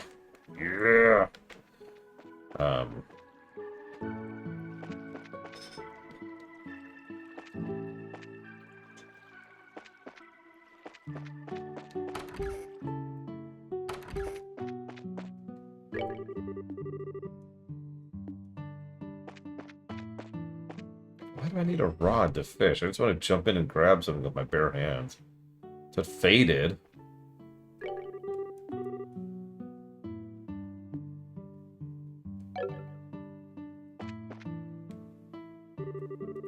They're having a drink of chilled fruit wine together.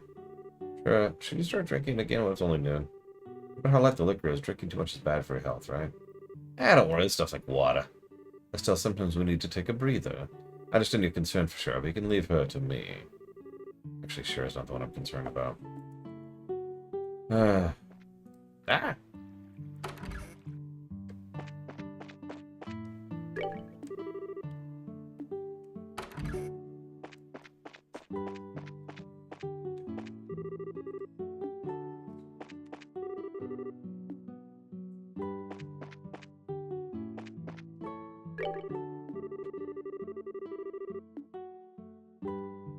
I'm gonna assume that she has since lent me a rod.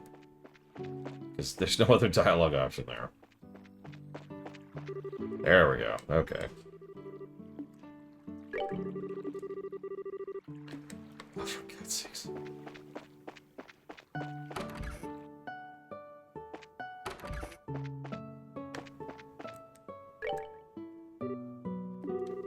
You have a fishing pole? Sure.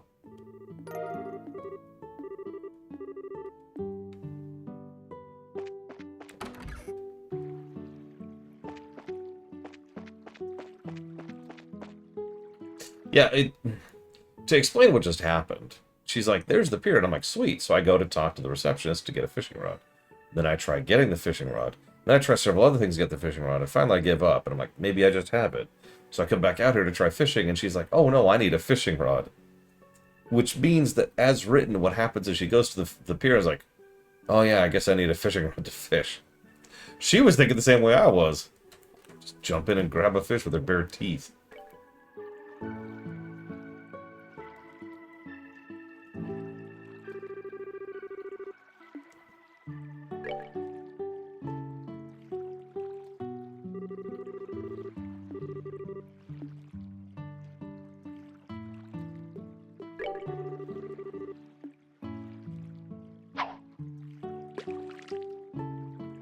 I mean, this is unironic, the characterization. Sweet, I got a bite. It's a good part. How do I bring it up?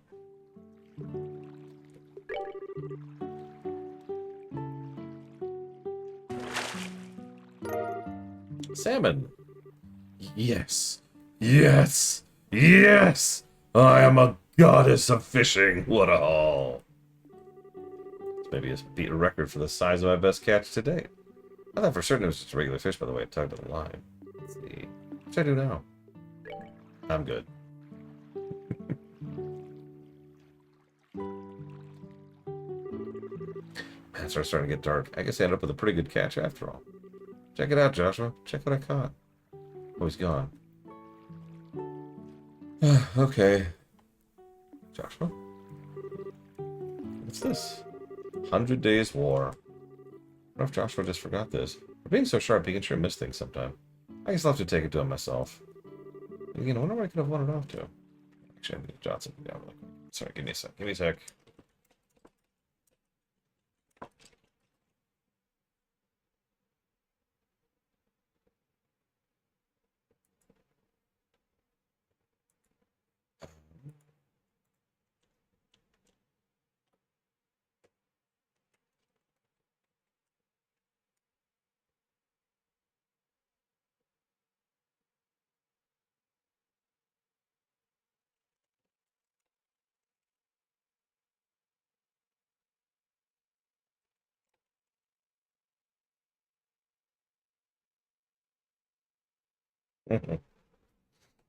I mean, I find it difficult to give positive to something that's just menuing. I've actually encountered a lot of fishing minigames in a lot of games over my years. And to this day, only two have ever really impressed me. Ever. Can you guess which? Just for funsies. One of them's obvious. Everyone talks about the fishing in one of them. The other one, nobody seems to remember, including me, until I did the review of it. And I was like, oh my god, this is so good. Like, you could make an entire game out of it. It was weird. No, it's not FF12. It's not any Zelda game. I'll just cut that one off.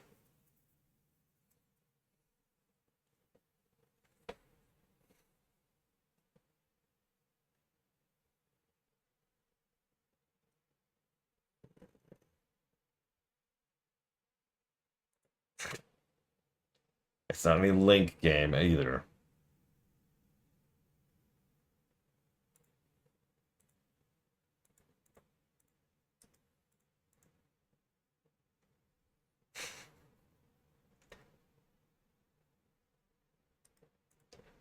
One of them is Final Fantasy 15. That's the obvious one. Everyone says FF15 has good fishing, because it does. Someone sat down and basically made a fishing video game inside of FF15. It's kind of weird, honestly. It is weirdly in-depth and well-designed. It is also completely pointless. It is only really purposeful for itself. But it's there.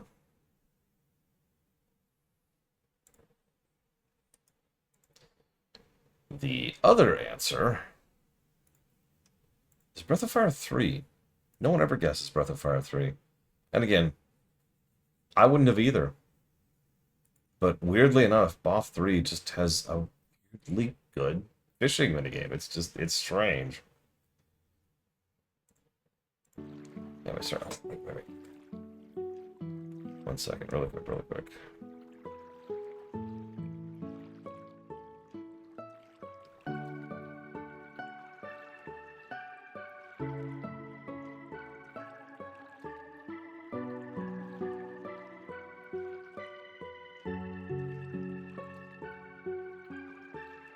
Okay. I know, right, Easel? As a reminder, BOF 3 is system locked, and has been for decades. Wait, what's... No, it's Ice. No, you're fine. I just wanted to write something down really quick before I forgot it. Hey there, laddie. What are you doing whittling away an evening at a place like this? Not much. How about yourself? You done fishing or you heading back to battle? No, I've had my fill. Sure, it's been a while since I did, though. Well, that reminds me. You said you were going to read, but you ended up leaving your book on the table. You should be more careful with your stuff. Oh, that. I actually finished reading it. My eyes are starting to feel a bit tired, so I thought I'd take a walk for a change. You liar. What? You're hiding your feelings again, aren't you? I can tell that's what you're doing. Besides, that's not really fair. You always find a way to cheer me up when I'm feeling down. While I may not be as reliable as Dad, I can still give you a shoulder to lean on. Sorry. It sounds like these when you should say thank you and not apologize. You may be smart, Joshua, but sometimes you don't seem to know what's most important. Yeah, you're probably right. Thanks, Estelle. Very good. That wasn't too bad, was it? Alright, in return, how would you play me a song on your harmonica? As you wish. Is the whereabouts of light good enough for you? Yeah, it's the one I want to hear.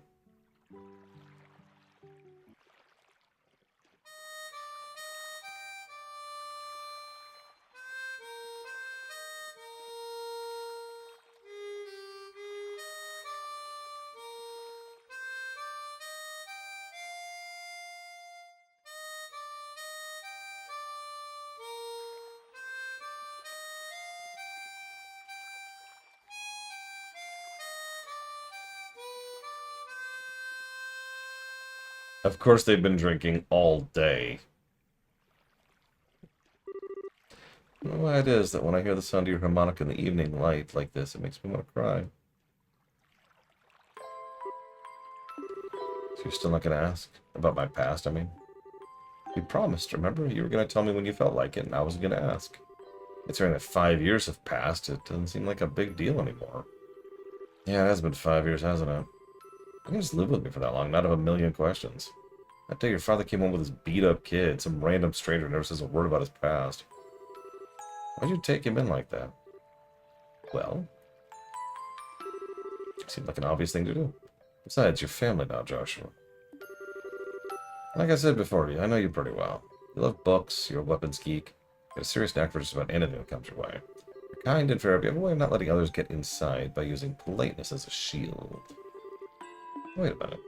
You're caring and lonely. Of course, I don't know everything about your past. If you want to make comparisons, I don't know a lot about Dad's past either. That doesn't mean he and I aren't family, right? Being family has more to do with me knowing his personalities, his habits, food he likes. You know, things you would only know firsthand. You're no different. You make it nearly impossible to argue with you, you know that. It's been like that since the first we met. You gave me that flying kick to the gut as I lay in bed. Wounded, I might add. Did I really do that? Yeah, injured and all. More than once. I'm sure it was just a bit of child play. Blame Dad for my lack of social graces. Yeah, sure, nice excuse. But anyways, Estelle. What?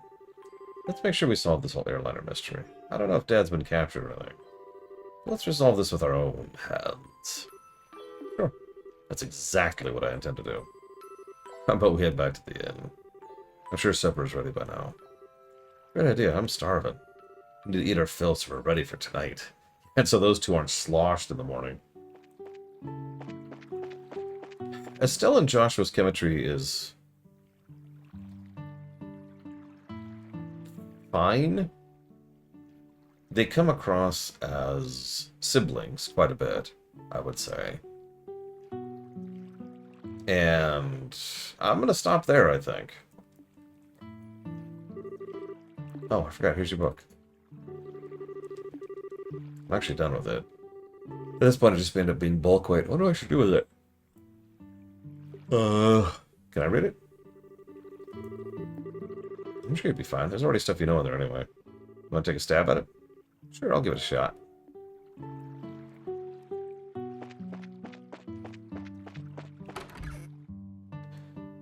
The two have had banter, but it's been very...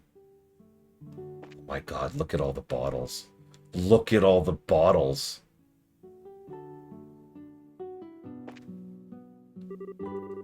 Help a fellow out. I'm begging you. I can't take another drink. I think I've just reconsidered my opinion of you, Olivier. It's pretty rare for anyone to still be conscious after a night of wine with Shira. Well, didn't the two of you come at a good time? How about having a drink together? Both good for that, right? We're gonna eat dinner now, so the answer is no. Come on, you two. When I say let's drink, we drink. You make me very angry if you don't sit down for a glass with me. Great, sort of stage 2 rage mode. Don't worry, Shira. Olivier says he's good for enough couple rounds. How about having him keep you company? What? You still can drink more, can you? No, Joshua. How could you just give me to her like that? I can't. I can't. Don't you feel sorry for the poor guy? I don't know. Should I? Like a little demon. Too cute. At the same time, too. At least the fish are polite here. Ah, he'll be fine. How about we sit in the counter? I hate to bother these two. Good idea. Please, Shira, I'm betting with you. You and the fish. Don't pour me another glass. No. A lot of their banter has been fairly surface level. I'm explaining that badly. It's what you get if you just took bog standard copy-paste banter, like what you think of when you hear the word banter, and dumped it out. Very little of it has been actually character-specific to the point where I actually feel like it's coming from her or him. Now, some of it has been, to be clear. But as of this exact point in time, there hasn't been a lot there. That's why I said I'm going to cut that off there, is because they feel like siblings. They feel like they have their own little quirks with each other. End statement. We'll see how that develops as we go. Oh, he's totally plastered. Looks like even a guy who takes his sweet time for everything couldn't stand up to a drunken Shira. Oh wow, what a night of drinking. Been so busy lately, I haven't been able to enjoy myself like this for a while. And you're not even red in the face from all that alcohol. You sure you haven't had some special kind of training, Shira? Could have been all the bizarre liquors I drank when I was in the troop. You know, like the ones with scorpions and asps in them. I built up my resistance that way, but... somehow I don't think that's the case. By the way, what do you plan on doing with him? He's pretty much useless as he is. Let's just let him sleep. He looks so peaceful now, and we don't want to disturb him. There's a very high possibility we'll have a direct encounter with the Sky Bandits tonight. He's getting a civilian wrapped up in the middle of it. Wouldn't be a good idea. Don't tell me you got him drunk so he wouldn't have to come along, did you? Of course I did. He'll thank me for it in the long run. After his raging hangover. So that whole time you were just toying with him, weren't you? It's getting late. Let's hurry and begin our stakeout around the inn. Let's skirt around the issue, Shira. Quiet you. For the time being, we're going to circle up to the far pier. How you doing, Olivier? Sure, please. Can't take another. Wah! Who are you?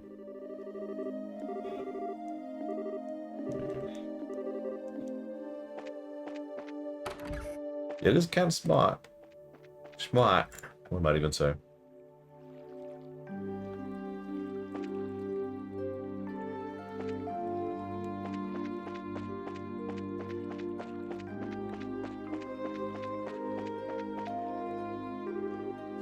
don't see anyone. I don't know what kind of business those siblings could have here. You really think they'll show up? There's no guarantee, of course, but if Lloyd's information has any truth to it, my best guess is they'll be here. However, if we move around too much, there's a possibility we've seen it, they'll take off. Since the sky bandits are supposed to come from the road, it might be a good idea to watch the area.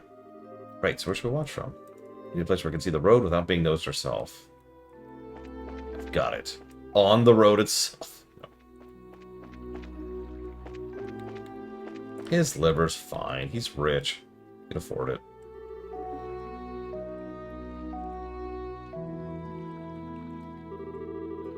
It looks like we're a little early, huh? Yeah, it seems that way. You know, if this were in the middle of the day, we could have gotten ourselves a bite to eat on the way. Quit talking nonsense. We're outlaws, remember? Now let's hurry up and get moving. I know, right? I mean, there's even a lantern, like, right there, highlighting where we would be. It's okay, they couldn't see because they couldn't tilt the camera up 1 inch. I should have known it'd be them. Looks like they're heading for the farm pier. Wonder what they intend to do. Shall we take a look and find out? Let's try to get as close as we can without being noticed. I know, kid. I know. I'm sorry. I mean, fair, Easel. Yeah, the camera is universal.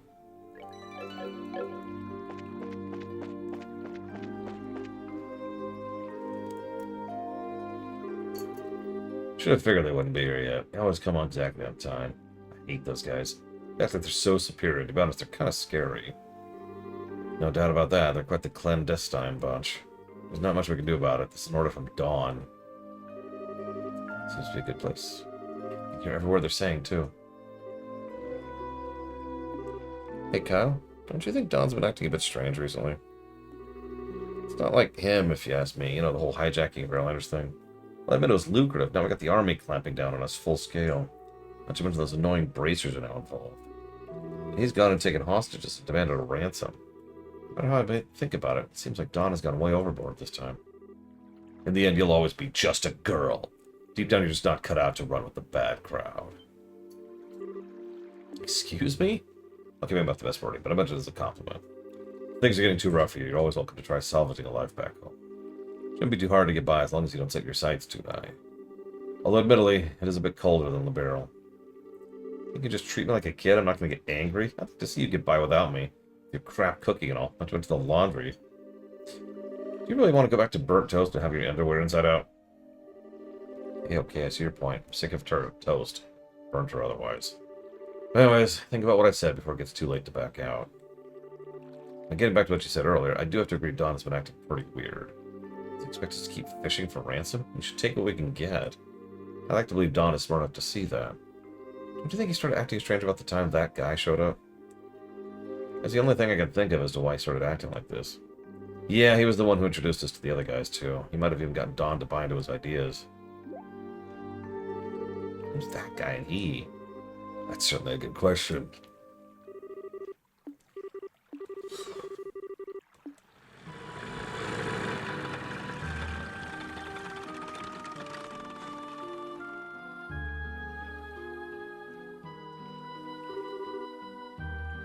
Looks like you made it. On time as usual, huh? Could have come a little early for a change, or even late. It's not my type, that's for sure. Say what you will, we're trained to be punctual. Now, if that displeases you, then let me offer my sincerest apology. Relax, I was just being sarcastic. I know you guys are definitely not the type I want to be around. Enough already, we don't have time for that. How about we get down to business? Have there been any other developments since last time? Yes, in fact, Her Majesty has finally made a move. She intends to contribute to the ransom with her own assets. Seriously, we're getting paid out of the Queen's own pocket. Things are pretty close to getting the money then, right? How about the Royal Army? Is there any indication they figure out where our hideout is? Not yet, but it's only a matter of time until they do. We've received reports that members of the Bracers Guild are on the move as well. At any rate, on the morning of the payoff, you'll need to leave your hideout behind. Yeah, no problem there. We just happened to run into a temporary shelter by chance. Don't you have any regrets about it either. Way too many suspicious types involved in this. What do you want to do, Sheriff? Should we storm in, shoot them all, let idea sort them out? I got a much better idea. A better idea. These two siblings appearing here means the Sky Bandit's airship is parked nearby. There's not much we could do if they got away again, so how about we try taking that out first? I see. Take out their means of escape, right? I'm down for that. How about you, Joshua? Joshua? Oh, right. Take out the airship first. Right, yeah, I think that's a good idea, too. What's wrong? Your face looks really tense all of a sudden. It's nothing. I'm sure it's just my mind playing tricks on me. We don't have much time. We gotta get out of the road and start looking for that airship before they finish their next meeting. Okay. Grab a save.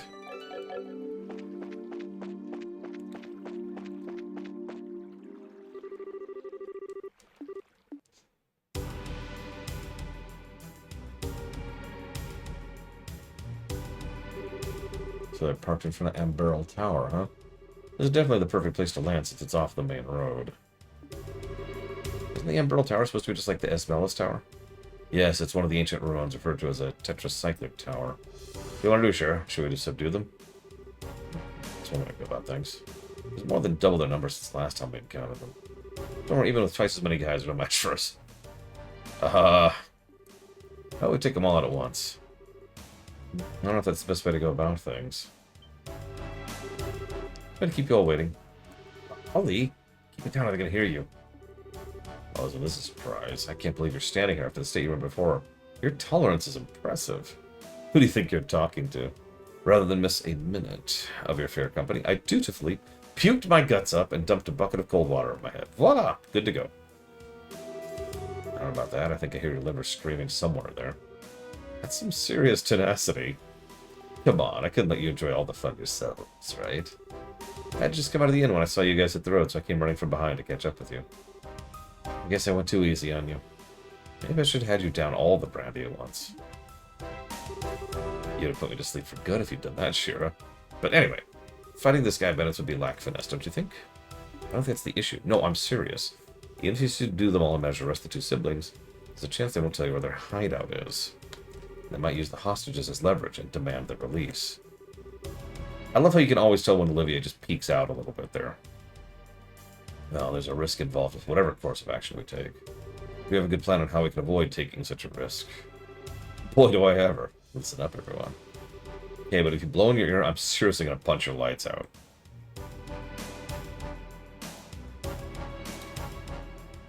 You know what Estelle reminds me of? A not as good version of V from Arcane. And I know that sounds insulting. It's not. Arcane is crazy good. But the same archetype, right? As V.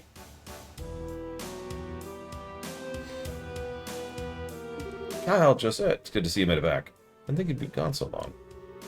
So, talks look longer than expected, huh? Yeah, but we're near an end with our negotiations. We also managed to get a great deal of information about what's going on in the Royal Army.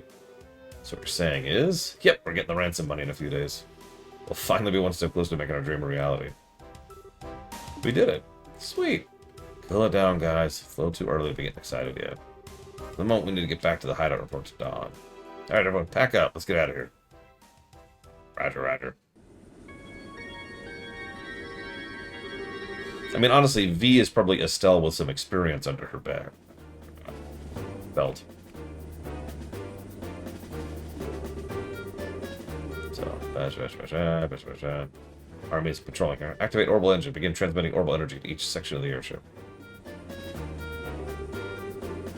Yeah, who would Jinx be in this case? I guess that would be Joshua. I'm kidding. I'm kidding. Alright, lift off. Yeah, that too is nice.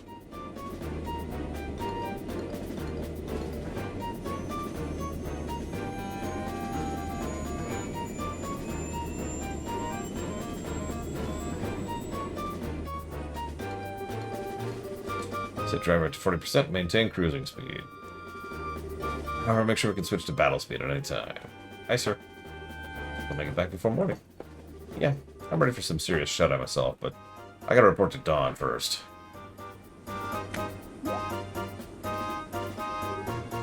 Did you just hear something? Nope. That's odd, because one came from below deck. It's just a mouse or something. I'll have to clean the place when I can find some free time. Yeah, I don't like Josette at all. There's a reason I've already jotted her down as a potential negative. Kyle's whatever. And the bandits as a whole are... eh.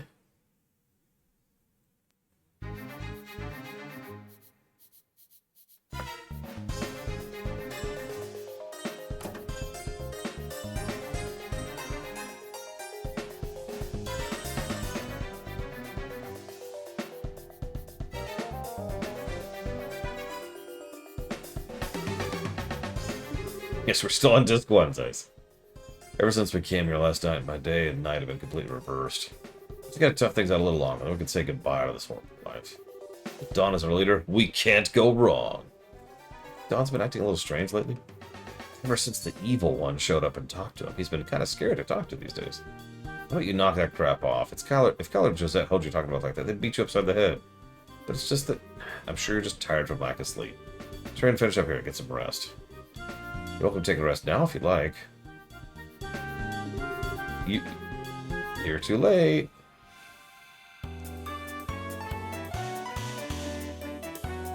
And you're all dead. Josette is the female sky pirate.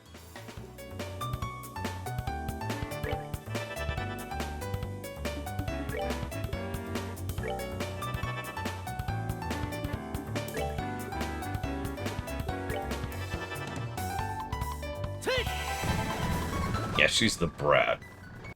Actually, a good way to put that.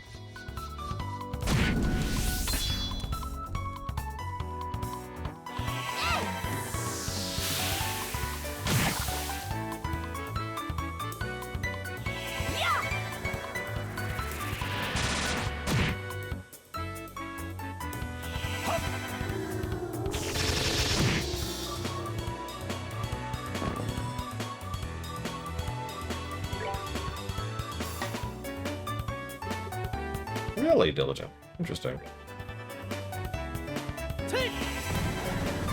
How many levels do you have to do again, Mr. Red? Right, I keep forgetting I have the fast forward button here.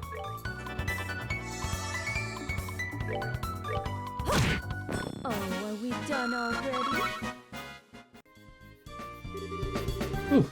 Looks like we were able to get in without any trouble. Amazing little plan actually worked. I guess we all have to... Oh my god, I guess we all have you to thank this time. But seriously, I was getting pretty nervous. I wasn't sure what we were going to do if we got caught stowing away. I mean, even if we were discovered, we just have taken control of the airship. Emma would have had an advantage fighting against this lot in tight quarters. Superior numbers means nothing without space to maneuver in. So, you thought that far ahead, taking all these factors into account, huh? Not in a million years, are you kidding? I simply thought it'd be fun to infiltrate an enemy base. I think we'd been better off if you said nothing at all. Give the poor guy a break. At least we're able to get here without incident. Anyway, this looks like somewhere in the Nebel Valley. Like the one on the border of Bose and Roland? Explains why it's so misty outside. And this is definitely terrain covered with extreme differences in height, which prevented the landing of large aircraft, so it looks like your guess was right. Yeah, well, it didn't seem to help much in getting in here, but anyway, we don't have time to be hanging around. Let's subdue the Sky Bandits. Kill everyone. Everyone, yes!